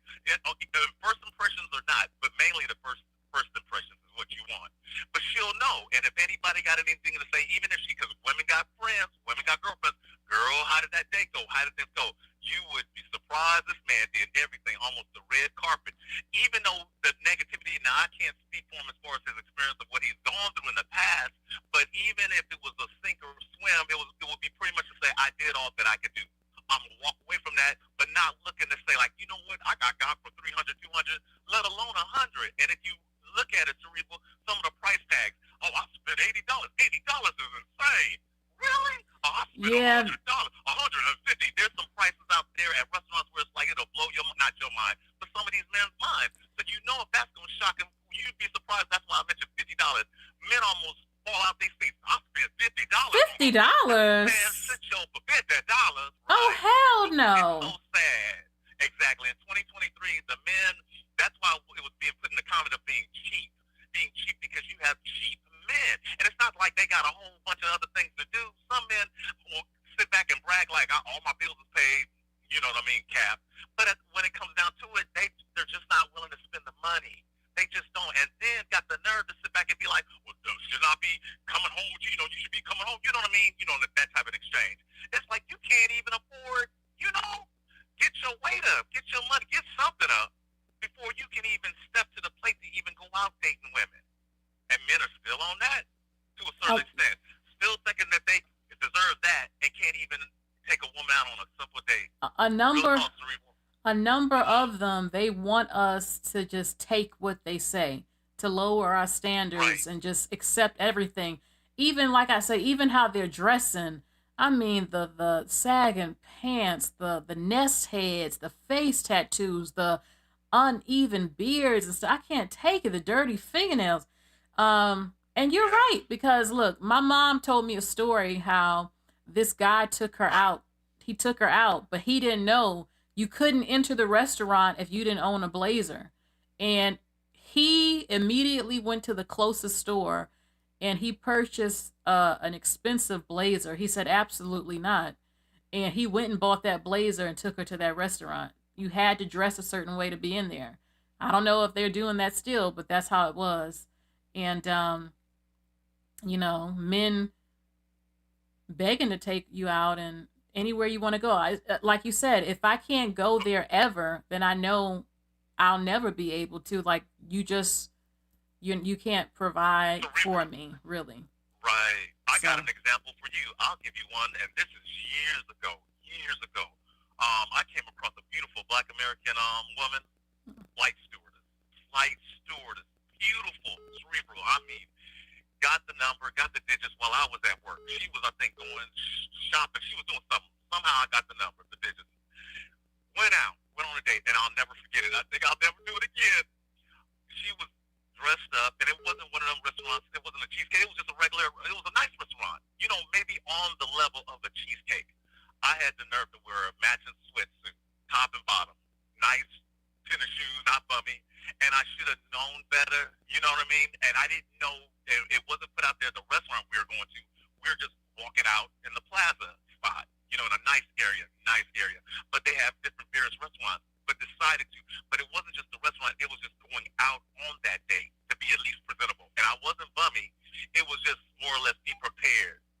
So when you go out to an establishment, because you never know, going for a walk, listening to some jazz, as you mentioned before, some music, and might get hungry and want to go somewhere. Beautiful woman. And women will look at it like that. They'll look at it not looking down on you, but as if like, really? You going to come out like that? And I was not bumming, regardless of the brand of sweatsuit. It was just the presentation. Mm-hmm. And some men, and this is years ago, in semi like middle, younger age, but not too young. But I remember that, even though I might have looked sideways like, oh, the nerve of her, but I took it as a lesson. You get what I'm saying? I took it as a lesson, like, you know, hey, I'll never do that one again. And I learned it. And I don't take that in a bad way. I don't take it personal, because it was a lesson, cerebral. You get it? Yes. And you got men these days won't don't even use their own lessons, good or bad, to be like, you know what? Because it's all it is, cerebral. It's just growth. It's just growth. And you should be in a certain place and a certain level as you get older when it comes to dating and spending, whatever. And then look at yourself first. You know what I mean? Before you just judge everybody else. If a man came to pick me up for a date in sneakers and maybe even Timberland boots, I would shake my head in the inside. Maybe, I don't know. Oh, I never cerebral. After that ended right there. Cerebral, it ended right there. And that was my younger days, but it was like I said, an experience. It was something to take notes of, to be like, don't you ever in your life do that again. And I needed it. You know what I mean? Because it helps me. It really did. Because I had never really did that before, but I thought I'd pull it off and be like, but noticing beautiful woman, the quality of woman, and I had the nerve to try to think I could pull that off. And I think I would have looked sideways too if she would have accepted it, because I would have been thinking, oh, I can just come any type of way, not with my pants sagging, but just dress up any type of way. So imagine that date to another date. She probably, it could go off as if like wearing another sweatsuit or wearing jeans. You know, imagine a nice restaurant, as you mentioned. Besides the cheesecake, there's all types of restaurants, 5-star restaurants. You can't do that. You can't do that and expect that. You sound like you dress nice. You sound, just hearing your voice, I picture a clean-cut man. You see my avatar. I'm up in there on the Full Circle Essentials. I'm right there. Right there. If you scroll up a little bit, I'm right there. I'm the one that told you happy birthday, and you sent it back. That was maybe a couple of streams ago. I took it back. You did. Yeah, you gave me it was a super chat. It was a super chat. Was I mad at you? You said thank you. You wasn't mad. I took it. Oh, okay. All right. No, you never took it back. You even said thank you or whatever to get the thumbs up. Thank you. Thank you. You sound like a man who got his mind right. So. Yeah, I'm at that age right now, so it's like I don't have time for the games. I've been there, done that, you know. And like I said, there's levels to this. Cerebral is levels to all of this as far as men, and it's either you got it or you don't. It's like ish or get off the pot and practice what you preach. It's a lot of men don't have it like that. And then they go into that whole, well, I'll just get a younger 25 or 24. They not having it either. Cerebral. You think you can get away with that? These younger women will give you a run for your money and tell you better get out of my face. But you know you ain't gonna be able to get over with them, or let alone an older woman. Men need to get their act right. They do. They need to act right. Get it together. But I'm done. I just had to share that with you. But I thank you and appreciate you. Thank you. Mm-hmm. Bye. You're welcome. Oh, Bye-bye. he sounds so sweet. See, he ain't one of them dudes calling, starting up nothing. But yeah, I mean, it's true. I hope y'all men, please help these younger men on how to dress. Y'all women out here, please teach your daughters on what not to accept. The sagging of the pants, I can't stress that enough. Wearing sneakers everywhere, absolutely not. When I said Timberland boots, I ain't gonna lie. I ain't gonna say I never like a guy wearing Timberland boots. I like a man who can switch it up, but he knows how to dress for the occasions and stuff. Okay, hold on. Hello? Hi, Cerebral. Hello. How are you? I hear some noise in the background. I'm going to let you know I'm going to go on and off of mute when you're talking and when I'm talking, because as you can hear, it's kind of loud in the background. Okay, I'm not going to talk. I'm not going to talk right now. Tell us what you have to, what you think about what you heard in this list, and would you go these places or not? Okay, so first I want to start about this. It varies by the person and by the class, and I feel like a lot of people are leaving out the class part of things, because we saw this with the Ebony K. Williams situation where the bus driver topic. And the thing is you cannot expect a millionaire with the type of Harlem closet that she has. You cannot expect somebody like Ebony K. Williams to say, "Oh no, not the bus driver." I'm a bus driver. I drive a semi truck. I can be okay with that, but I'm not really okay with that, because I don't like their attitude of truck driving men out here for the most part.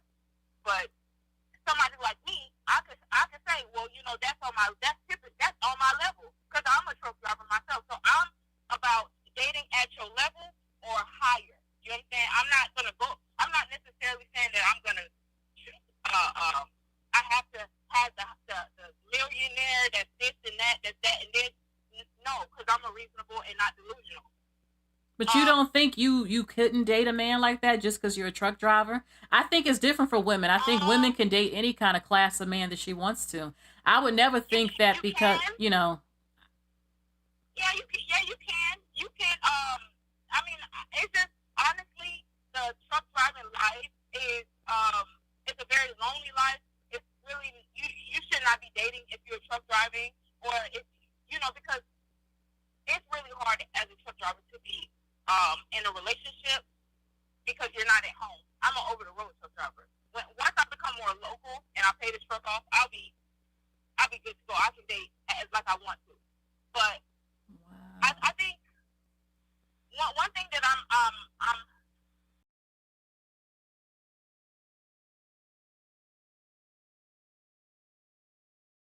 Chris might be too much for the $30 dude. You know, I'm gonna refer to him as $35. And Chris might be too much for $35 cheese plate. And then old dude that just got off the I'm gonna call him Salt and Pepper. That just got off the phone. He can go to Rude Chris by himself, so he has no problem taking a woman to experience what he experienced. Maybe will he take himself out once every 3 months to Rude Chris or to someplace nice? I want you to experience something like this. You know, it's just different class of people. Honestly, dating has become a sport. I'm in my 20s, and that's another thing people neglect to realize when they say, "Oh, there's plenty of good men out here." Stop telling this younger generation that, because we are not dealing with that. We have to date older because a lot of the younger generation ain't worth 2 damn nickels to rub together. They just not. You know, they just not. So another thing that I did realize is that as I started to date outside my race, that these conversations become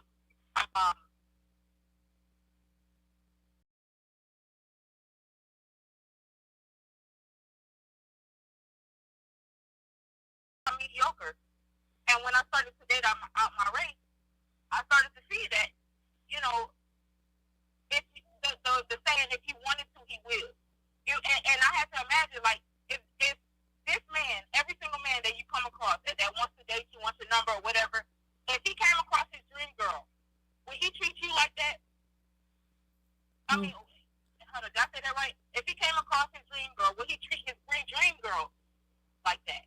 No. He would be jumping through hoops for his dream girl. Mm-hmm. He'll be doing everything, all of the talk that they usually talk about marriage being a trap. If they came across their dream girl, they would not be talking that way. So it just, dissecting everything that they say. Thank God for the internet and all of these topics that come out. I think this is piggybacking off of the Cheesecake Gate and how the woman, which y'all need to know that was a skit, and it was a skit to try to limit divestors leaving the community. That's what that was. I don't care what nobody say. That's what that was. It was to make black women look like to other races of men like we are ungrateful, and that's what that was. And we don't even act like that. Cheesecake Factory is a very beautiful place, especially the one that she went to. They have murals on that wall. Shit, I want to go again because I haven't been there in a long time. But when I went, I did like it. I want to go again. Shit, but go ahead. It's very beautiful, very elegant. It's like going to Maggiano's. It's very beautiful. Going to Papado's. It's a nice, and they're saying like, oh, I don't want to go to a chain restaurant. Well, if you want to go to Benihana's is technically a chain restaurant. If you want to go to Rude Chris is a chain restaurant. So what the hell is you talking about? Okay. Anyway, like I said, it was a skit. Seeing all of these, and I saw a list of myself a list that I resonated with myself. Let me pull it up real quick so I can read it, and maybe the people in the chat and you can give your feedback on what you think about this list. And I agree with it 100%. Give me 1 second. Let me pull it up so I can read it. Okay. Okay, here it is. Okay, so I agree with this list, and it says Top Golf, Dave and Buster's, Main Event, Zip Lining, Go-Kart Racing, the Escape Room, the Rec Room where you break plates, go dancing, spa date, laser tag, mini golf, go on a picnic, go painting, go wine tasting, the gun range, shopping, mudding, the zoo or a museum, a comedy show, or a walk in the park. I don't know about the last one, that walk in the park thing. And that's just, I'll get into that later. But what do you think, and what do the chat think about that list? Okay. And I'm in my 20s, so you gotta realize that I like to do fun things, and I like fun things. Some of that is okay with me, but I do think about. Well, most of it was okay with me. I don't want anything that's gonna mess up my outfit, but Oh yeah. but overall the list was pretty good. For me, I don't want to go to a gun range on a first date. I'm scared of that anyway. I do want Yeah, it to, you know what? You're but right. You're right about these are actually really not first date typical. I think these are regular dates. I think these are just like regular dates. But I think the first okay. date should be more thoughtful, and it sets the tone of the relationship. It says if y'all gonna get into a relationship, it sets the tone. And I didn't mean to cut. Oh no. A walk in the park is for me later, not when I'm, when I'm still trying to get to know a man. I still don't feel safe. You could still be a artist or something. That's more of later down the line where I'm gonna let you take me in a empty kind of park walking and stuff. Yeah. That's why I said I don't agree with that one. That was the last one. I don't agree with that at all. I'm sorry. Oh no. Laser tag was very fun when I went there before. I didn't go on a date though there, but I think it would be cool for maybe a second or third date for me. But yeah, you got to be creative. You want to have fun, explore new things together. A museum. I like stuff like that. Yeah, and the thing is like we cannot be. I'm keto, so I cannot be eating all like boy. You want to take me? I can't eat nothing. I can't eat nothing at the restaurant but a salad. And then you think I'm faking? No, I'm not really, because I can't eat. I cannot eat all this pasta and rice and mashed potatoes and all this stuff and going out to eat. I only eat once a day. I'm thinking about the romance, yes, besides the date, holding hands, flirting with each other in the eyes. What do you think about a first date kiss? Because I don't really believe in really kissing on the first date. No. And that's one thing that did turn me off on one of the dates that I went on. And I felt like the guy maybe thought that he should get a kiss, maybe because he was paying. And it was like, oh, I don't know if you got herpes. I don't know. So I just think that's a little bit too intimate, and that's why I have adjusted the first date stuff. And I'm listening to what the men are saying, not the black, but I'm listening to what they're saying, and they're saying, what if you don't get along with, you don't really like this person? Do you get up on your date and walk out? That's what we see in a lot of times with these unruly women, that they get stuck with the bill.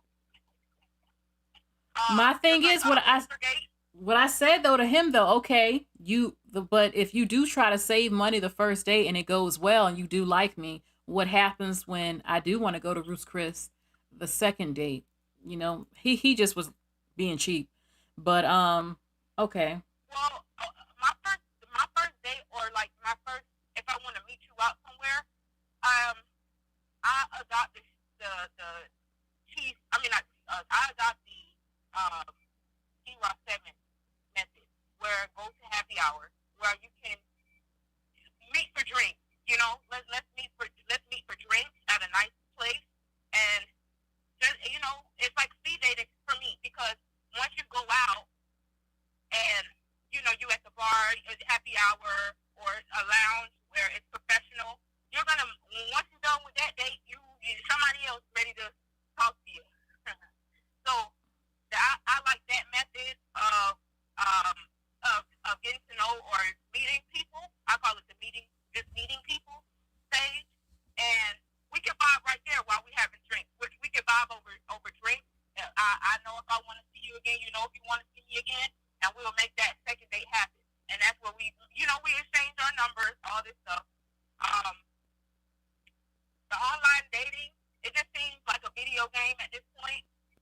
A lot of men, they do not know how to communicate. Hell no, I said that. They don't. A number of them. Don't like I said, girl, I'm not doing the texting. Do not keep text messaging me. If you met me in person, even if it was online, if you don't pick up that phone to call me, oh hell no, what is this? Am I talking to a robot? What's going on here? Well, it feels more like I'm talking to a child, honestly. Like, or not, you know what, not a child, but I would say it seems like I'm talking to somebody to get them through their day, like a suicide hotline. That's what it feels like. It feels like that's what it feels like. And then the asking for pictures, constant pictures. Now it feels like I'm on a phone. Yeah. It's just so they don't know. You don't ask certain things too soon. They don't. I don't know what's going on with them. I don't know what's going on with them. A number of them. It's the bring to the table conversation that happens on these dating websites. It's better to just get out and meet people. I understand that it's harder for me and because of my situation. And driving these trucks, it's harder today. But if I was like a police officer where I was home every day,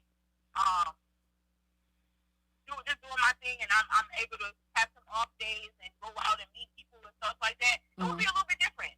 Maybe you can develop a relationship, but right now, here's another thing. I'm sorry. Here's another thing. As I'm talking to some of these men that are in their early 30s and stuff like that, they are saying stuff like they don't want to get married because until they're financially stable.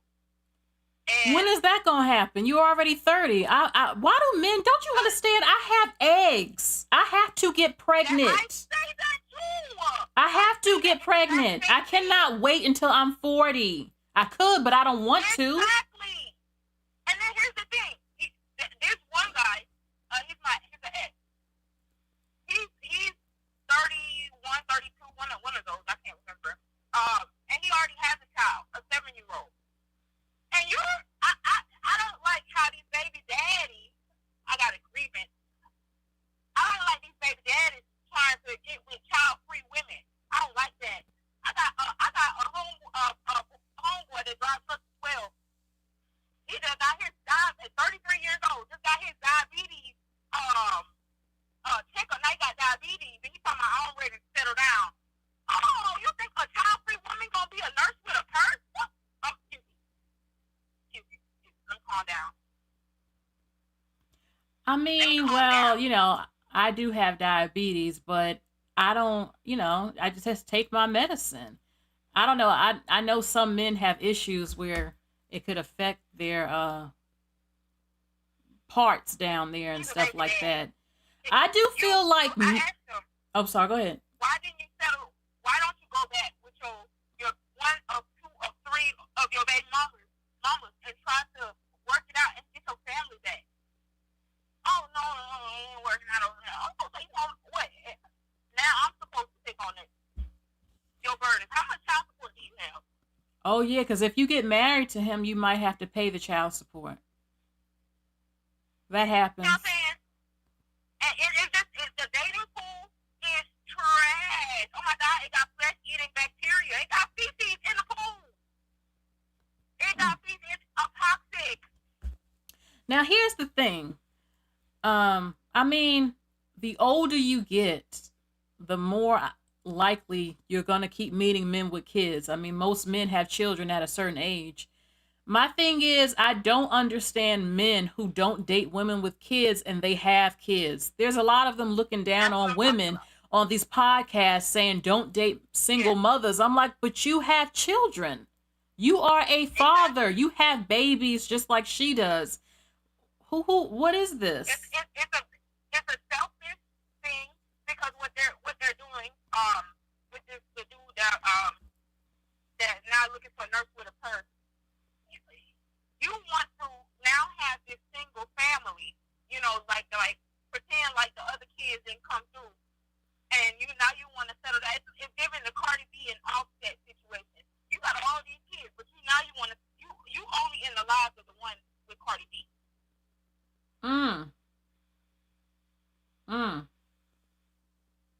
They get to see their daddy every day, but they didn't get to see you their entire life. You had to go through him being on tour, and their mama their mama is the one that was stuck down with him before he had the money. But it goes back to who they really choose. At the end of the day, when they struggling, they choose us, and when they come up, they replace you. You know who I'm talking about? Mm-hmm. But like I said, when I started to date out, the standards are more likely to be met. You don't even have to say nothing. Like, you don't have to tell a different quality of man. You don't have to tell them what a nice date is. You can usually see it on their persona, what type of person they are. Let me tell you something, okay? Now, I'm not saying these men were perfect, okay? One guy I dated, he wasn't black. One of my first serious relationships, and when he bought I always tell the story. He bought the groceries, and I said, thank you, baby. And he said, well, that's my job, right? And like, of course I'm buying the groceries. Like, who else did you think was going to buy the groceries?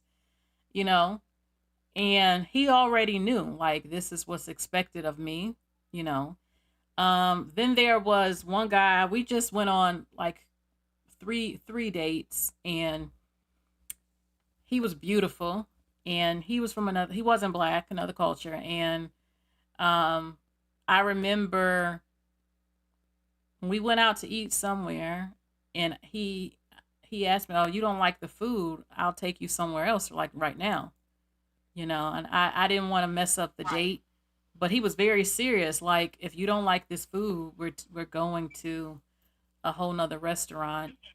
And Yes. you know, He's so considerate, and that's the thing that I feel like a lot of people aren't taking into consideration when it's time to judge a character part of vetting. And it's like, if he considerate of what you have going on. For example, I'm keto, so if we already had that conversation of keto, okay, maybe he may not know what keto is, but he will ask, okay, what your suggestions. A lot of these dudes, they just want to take you somewhere where they can just be, romance or just be in the presence of a woman, and they don't consider, one thing that just happened was the Sierra and Russell Waffle House. You can see the mindset of two different women that responded to it. One said, Waffle House, I said, how is that? And the other one is that, wow, Russell is so considerate. He listens to his wife. Hold on now. He understands her. I'm sorry. Oh, go ahead. I'll tell you later. Okay. He understands, her needs. She's from Riverdale. That's from Riverdale. Now here's Waffle House is, I don't really like Waffle House, but that's what she likes. So it was romantic in a sense, because that he listened to her. But hold on. What her wants and needs. I saw a man show the video of Russell taking Sierra there, saying, see, why come you women can't? I'm like, first of all, Russell has taken Sierra out to the best fucking restaurants. Okay, that's number one. They're married. So of course, taking her to Waffle House ain't nothing. He's already courted her. He's already taken her around the world. So of course, she ain't going to complain going to Waffle House because I know that he got me. I know that if I want to go somewhere nicer, he's going to take me. And if we want to go to Waffle House, we'll go to Waffle House. The point is that my man is taking me out to eat places we want to go eat, you know? Exactly. You know? Say that and say it's like we're being ungrateful when you know that. Hold on. Let me fix it. When they're trying to make it seem like women are being ungrateful for not accepting Waffle House. Can you imagine? Just close your eyes, and imagine me parking my semi truck to go inside Waffle House. Imagine that. Look, I don't mind going to Waffle House if I wanted to by myself, and if my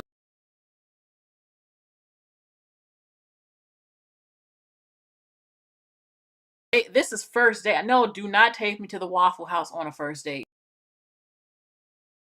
That's not what you do. That's something like, oh, we're chilling, watching TV, nothing's open, so let's go get some Waffle House. You know what I'm saying? That's something like that. Y'all chilling, you can walk in the Waffle House with a bonnet on your head. Now I feel like Waffle House is bonnet of food.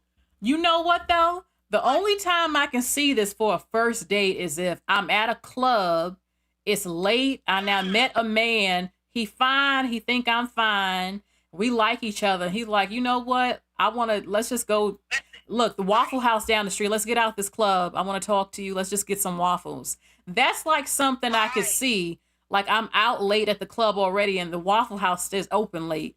And he wants my time just to talk to me. And he's like, well, let's just go there real quick. And then he's like, okay, what you doing next week? And then he take me out somewhere nicer than Waffle House. Right. You know?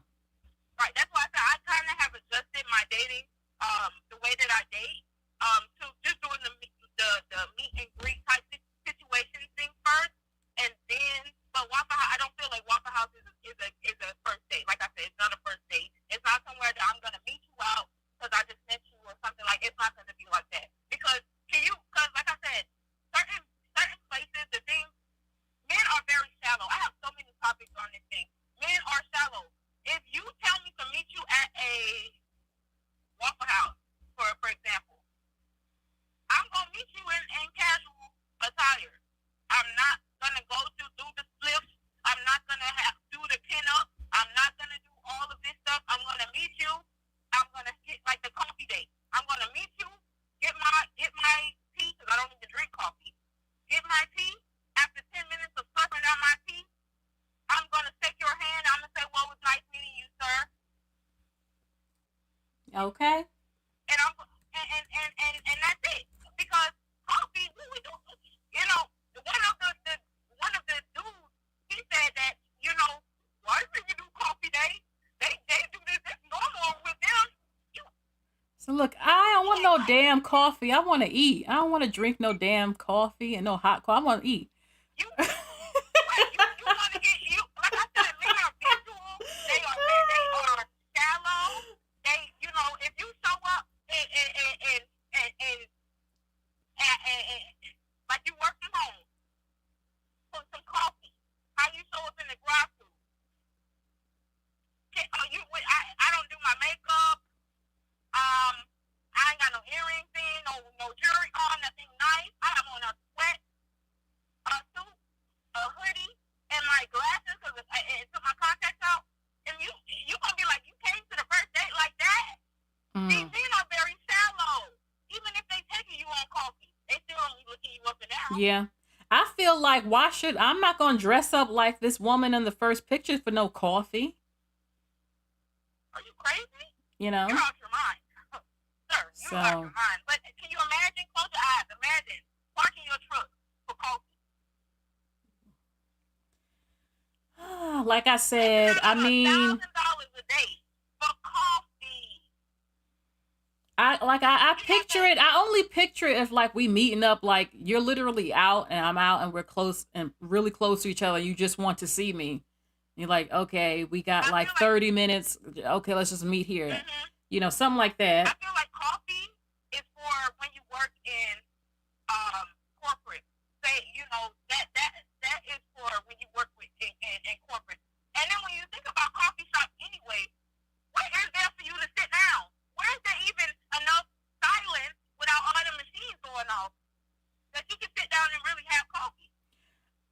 just wonder though. You just like them other people. They gonna say you just been in here too long. I just wonder with men like this, if I go to the coffee date the first time, what's the second date gonna be? Exactly. Or is it stuck at cheap ass places like that constantly? You know, you have the man who. That's where you set the standard. You know, that's where you set the bar. And if men are so-called logical, then where you set the bar is how you set the tone for the relationship. You set the bar low, well, that's what, in their mind, they're on that, she's easy. And in their mind, she's easy. And easy is manipulated. Let me tell you something. That is how a number of men, they can't help themselves. They do this to women. I have been the ride or die, the supportive one, not asking for anything. I swear to God, it didn't get me treated any fucking better. If anything, it does not help women at all. I mean, there was one guy I talked to. He claimed he was doing bad on his job and stuff. So I didn't ask for anything. I was very supportive. Gave him more than what he deserved at all.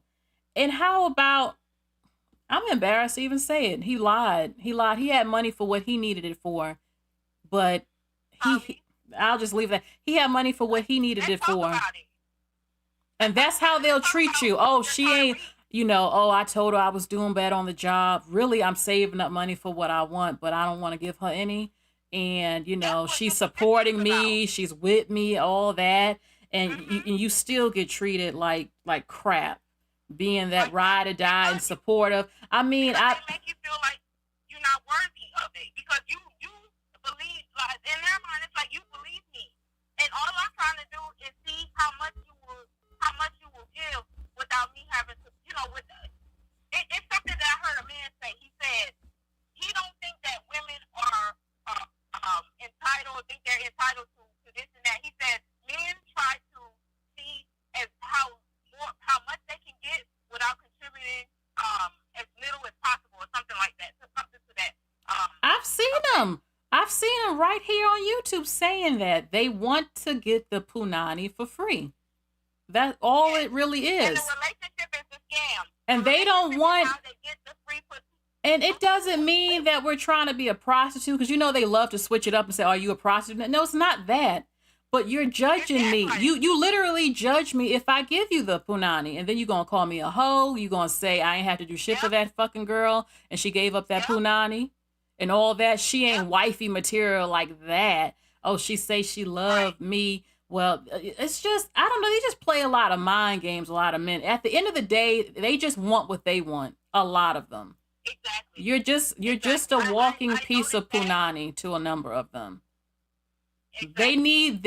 They get to have their big O. You don't a number of times. You're disposable to a number of them. And your loyalty and what you put up with, no matter how much they dog you out, will determine if they think, should I wife her up? She seems to be worthy of it, since she keeps just settling for all that I give her, even though I can give her more. I mean, if I can save all my money for what I want and not have to give her, and she's still cooking, she's still giving me the punani, then why? It's a great deal. They even use this with children.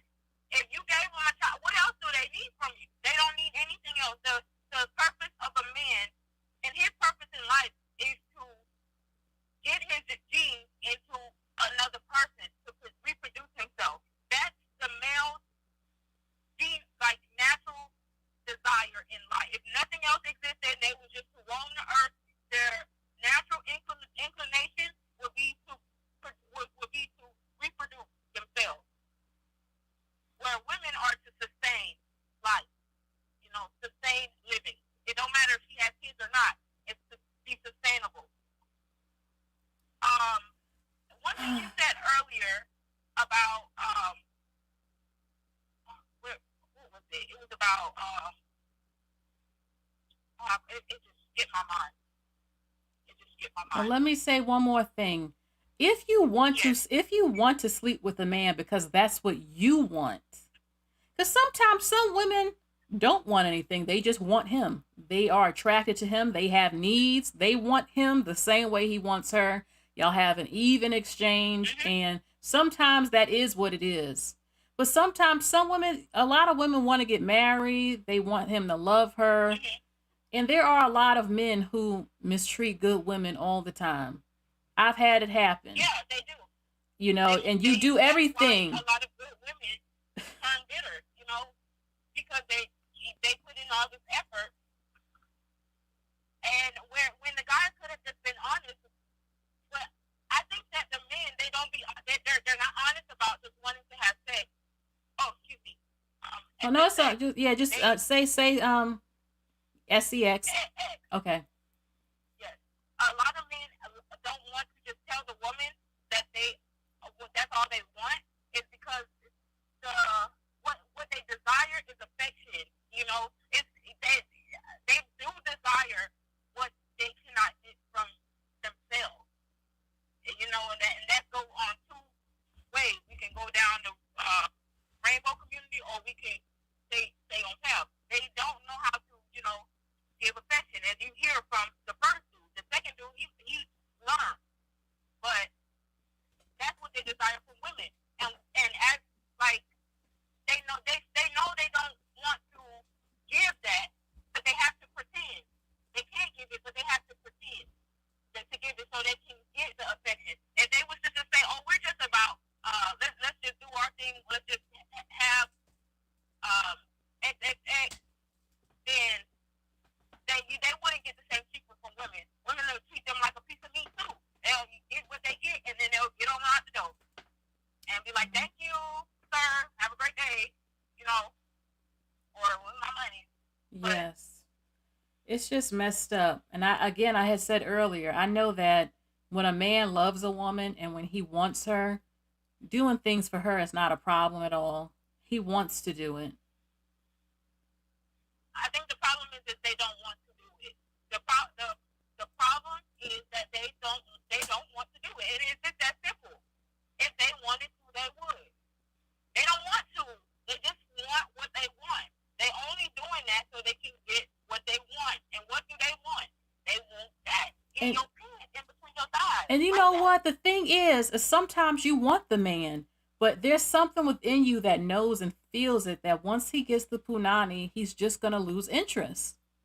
That happens because so many times. It's like, because he was only doing it you getting to like him was to get you to open up. I'm glad I'm getting this game in my 20s. Because can you imagine not knowing this and continuously getting used and abused and still putting your heart out there, and this is what you're running across? I have learned that you can do everything right, and at the end of the day, you can't make a man pick you. You can't make him marry you. You can do everything, and that man still will choose someone else sometimes. It's about what he wants. I hate to say it like that, but I mean, you can talk to someone else, but he chooses. So you can do the cooking. Right. You could be giving up the punani, doing all this stuff in the bedroom, not asking for anything, being supportive, lending him all types of stuff, and it still don't work sometimes. And sometimes the men start to look at you a certain way. Yeah, it's so weird though. Like they hate you for loving them, or they know you're a good woman, but damn, she now did all of this for me. And then they'll go chase after the woman who treats them like shit. That's why you treat them like shit. You know? Hold on. Sorry. Okay. My bad. So I'm so sorry. I mean, it's crazy. A lot of men say they want good women, but they lying. A lot of them lying because they had good women. They want, and like I said too, he has to be attracted to you physically, because you can be the greatest thing, but if he don't like how you look, that man ain't staying. And some of them just can't keep it in their pants. Even if you look good, they just cannot keep it in their pants. Some of them like that. They just, no matter what. 90 Day Fiance with I'm not sure the two couples' names, but the black guy and then the black woman. She was everything, but it was all about looks with him. She was an accountant. She can manage money, everything that he asked for, but because it wasn't wrapped in the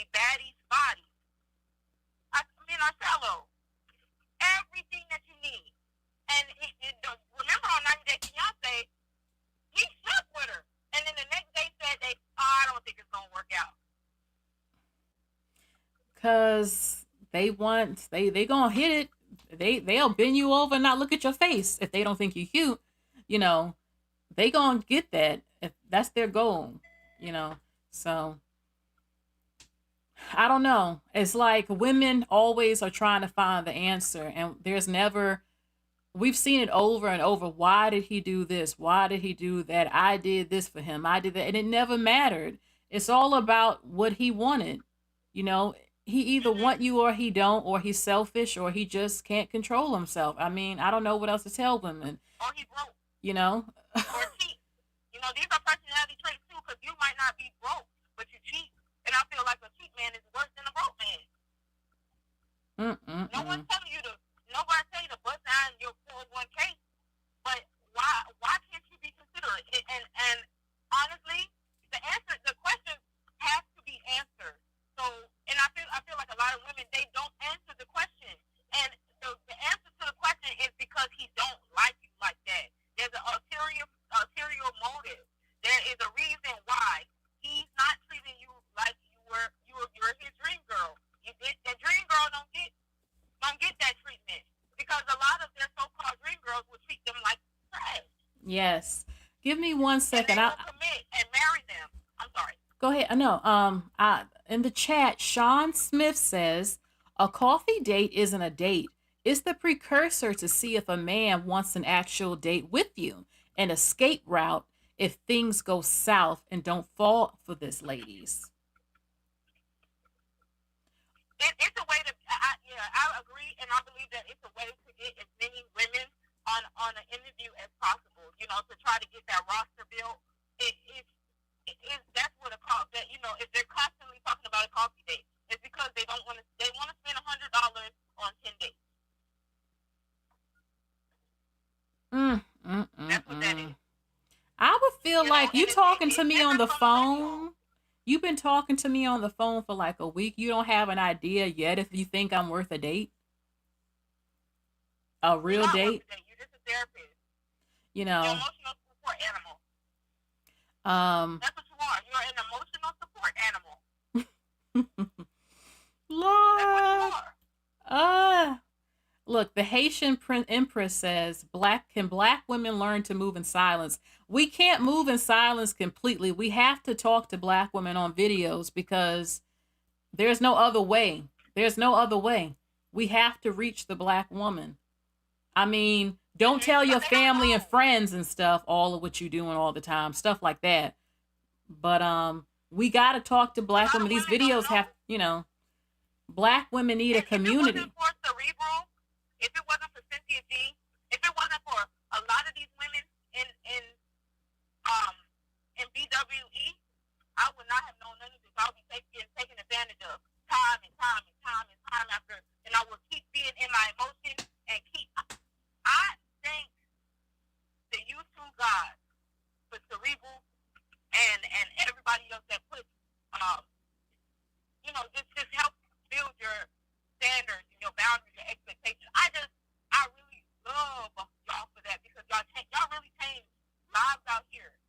Thank you so much. And look, I'm still learning too. Like I've made mistakes. I'm not going to say I never lost my mind with a man that I'm really feeling, and I didn't like the rules and stuff. I felt like, why do I got to do that? Can't we just like each other and fall in love and go on dates and just be happy, you know, and get married? I mean, but no matter whether you like it or not, the men is going to do this to you, a number of them. And, you know, I make mistakes, and you got to stay strong and just try to keep your standards up, you know.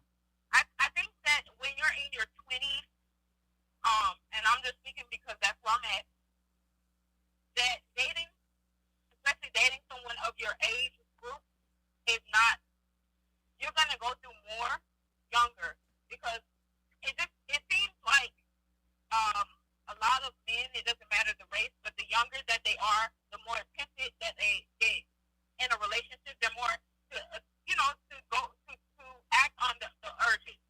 So you can't really have a serious relationship in your 20s. You can't.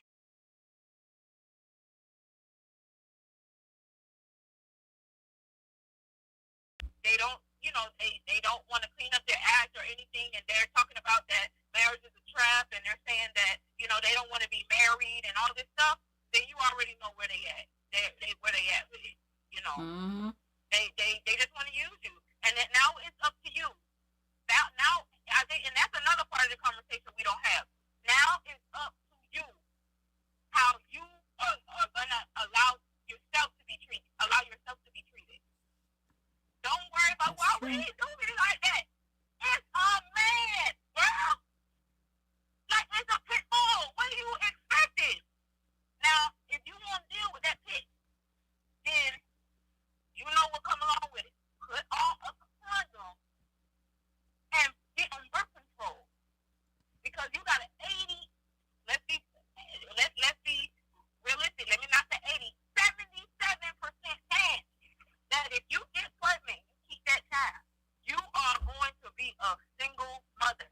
Now you see the way that they already talking big-ish about single mothers. You want to be next? Put on a condom and stop playing, women. Because they're going to say, oh, you should have told her. They're never going to take accountability. So stop trying to make them accountable. If you can't hold them accountable, because they're never going to hold themselves accountable. They're just going to wait till they get older and have 8 kids, 4 baby mamas out here. And then they're going to look for you, and they're going to make you baby mama number 7 or 9, or however many they got. Dad, just keep it logical. Keep it logical. Put on China, please. Men are always complaining, but yet they keep making baby mamas by putting sperm into the women, making the baby mamas. And I mean, it's just, they act like, I don't know. It's just a lot with them. But look, I'm gonna take the next call, okay? Yes, I'm all right. sorry about holding That's all right. you up. All right. Thank you. All Bye. right, good night. Bye-bye. Okay. 443. This is the last call of the night.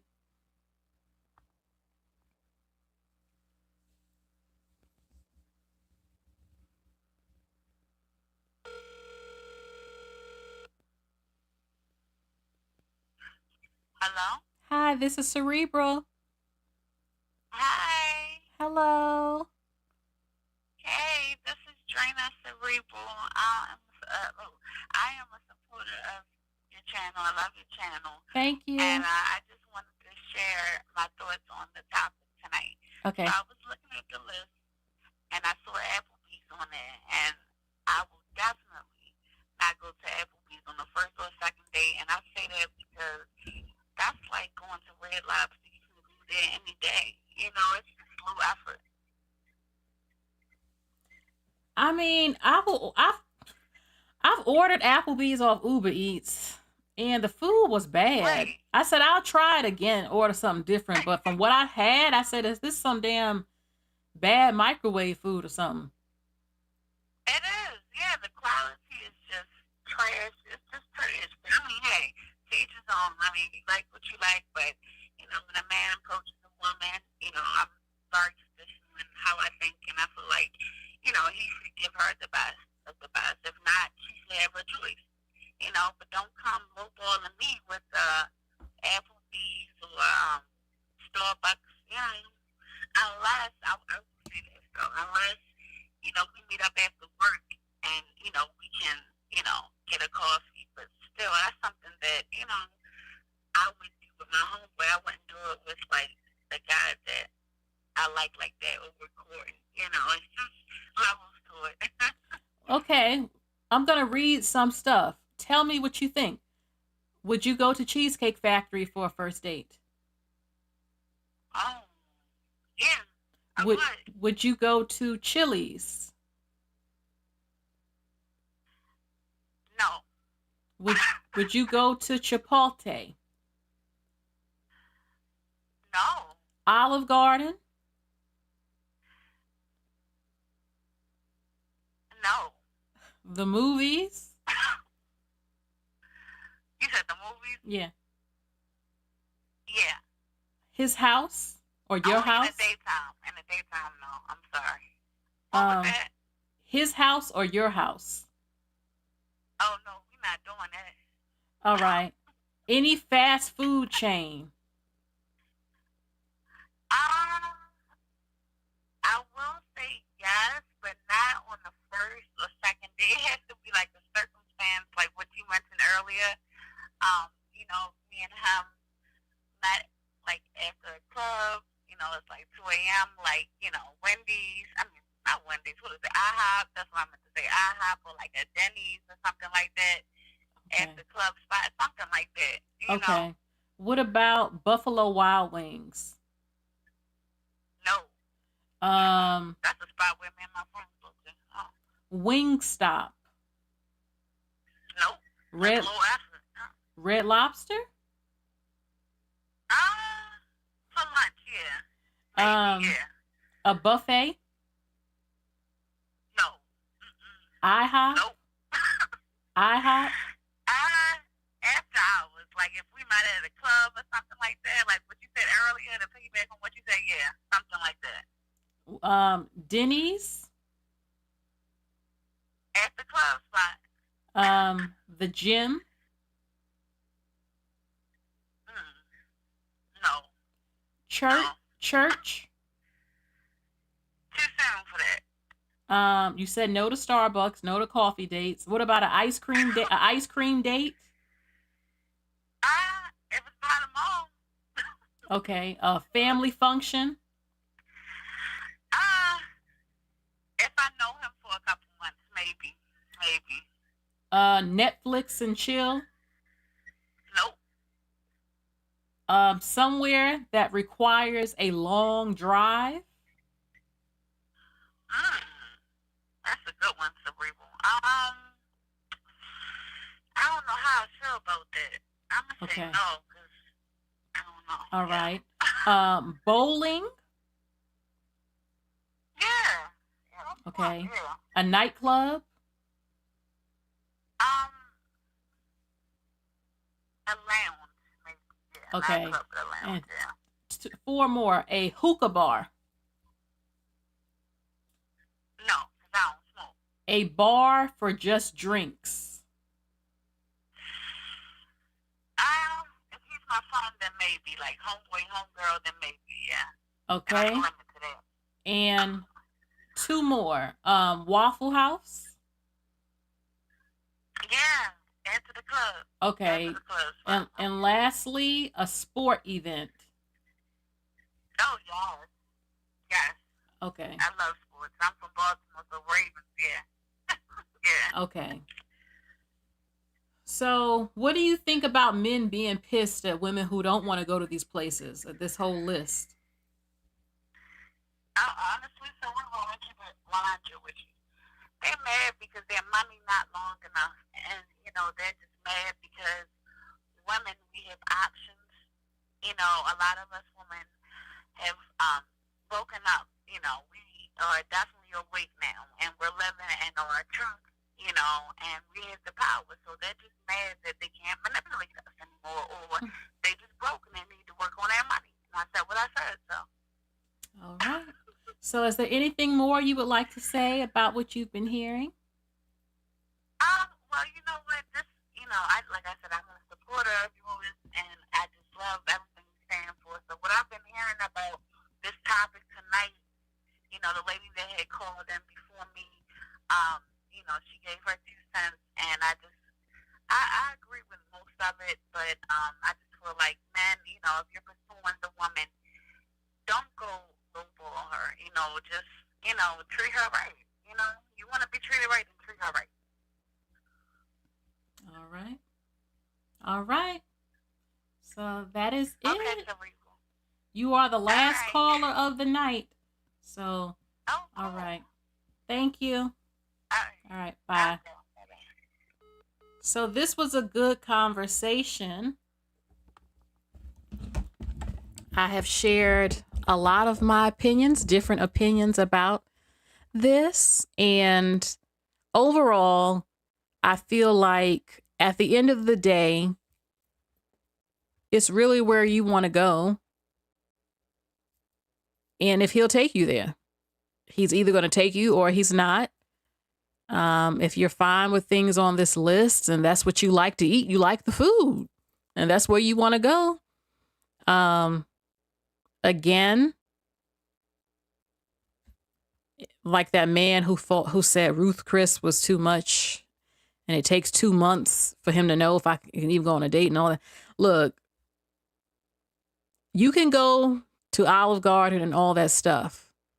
But if you know you want a man that's going to take you out to other places that's more high class, considered more high class and more expensive with more quality food than what's on the list here, and the answer is no, again, it's either he can't afford it, he ain't feeling you like that, he might want to hit it and quit it for as what he feels. They talk like this was cheap as possible.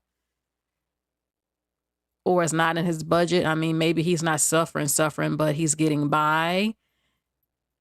And it's up to you as a woman to know what you're going to do. I mean, you still going to talk? Again, what kind of woman are you? Do you want to go 50-50? Do you want to stay at home? Do you like to travel? What are you looking for? If he can't even feed you, that gives you an idea. Okay. But there are other reasons. Sometimes there are some men who can't afford to take you out. You know, I hear them making up all type of ridiculous things now to test women and stuff. It's not a game. Don't play with me. Because I am a good woman, but I'm not going to be played with. I've already done the ride or die sweet. And I'm still super sweet, but I'm not putting up with certain S that I did before. You know, you learn as you get older. I'm telling you. Where's that, my video? Hold on for a second. Okay, again, if you want my tips, ladies, on how to keep the romance alive and be good to your man, that's the video. No shame in being domestic. How to show your man love. Of course, your good man love. Okay, that was a live video. So go to the live tab to see that video. But, again, okay, you do go to the cheaper date, but what happens when you don't want to go on the next date to something like that? You get what I'm saying? So, I mean, at the end of the day, you decide as a woman what you put up with and what you don't. You let a man see and know your worth and all of that other stuff. And, shame on the men who think just because you take somebody to Ruth's Chris means you should be getting some draws that night. Just because you fed somebody, you think you deserve the draws just because I went out to eat? Absolutely not. It's crazy. Crazy. So, So that is it really for tonight's video. Again, I do believe in romance and stuff like that. Again, some dates can be sentimental. Remember, that list is first dates. First dates. Like I said, some of that stuff that was on there is okay to me for a second or third date, you know? And in some cases, I mean, women, we say stuff, but sometimes it depends on the situations, on how things just happen when you end up on this date. I don't know, like, I need to be able to give examples. But I'll tell you this, if he never wants to take you anywhere nice, that you want to go and stuff, that's a problem. If he can't afford it. Don't let a man treat you like the scum of the earth and that you don't deserve anything. And he won't romance you. God, please bring romance back. Lord, please. And true courting. That's what's missing. That's what's missing. I had told y'all years ago, you know, if you have a protector and a provider man you're talking to, you know he's not that if he eats in front of you. If that man eats in front of you and does not offer you anything to eat, oh my God. Like, oh my God. Really? I can't believe this. If that man isn't concerned, if your tummy has been hurting from being hungry and he eats that food in front of you, orders food in front of you, and oh, absolutely not. Absolutely not. So I want y'all to get these likes up, and I'm going to go ahead and go and put on my little commercial again. So thank you all for joining me and who called in. Bye, y'all. When they say she get it from her mama, I'ma say you got it right. Body rude is polite. Don't be in the home with life. Tell me, is you down? Cause I'm tryna go good tonight. Hoes and hoochies left and right. I just wanna live in a fantasy. I think we deserve it right. Top of the memory I've ever made in my life. I'm in an ecstasy. Ladies is pimps tonight, living inside a dream. Let's lay where the love is like. I put that on my mama, on my hood. I look fly, I look good. You can't touch my back, but you could. I look fly, I look too good. Put that on my mama, on my hood. I look fly, I look good. You can't touch my back, but you could. I look fly, I look too good.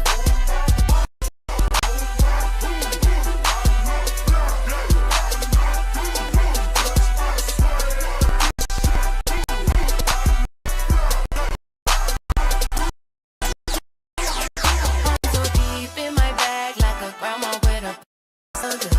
That's just cause I'm hesitant. Sex game goes stupid, stopping like a toothpick. Man, I tell the truth, your opinion is irrelevant. But I know you think I'm fine.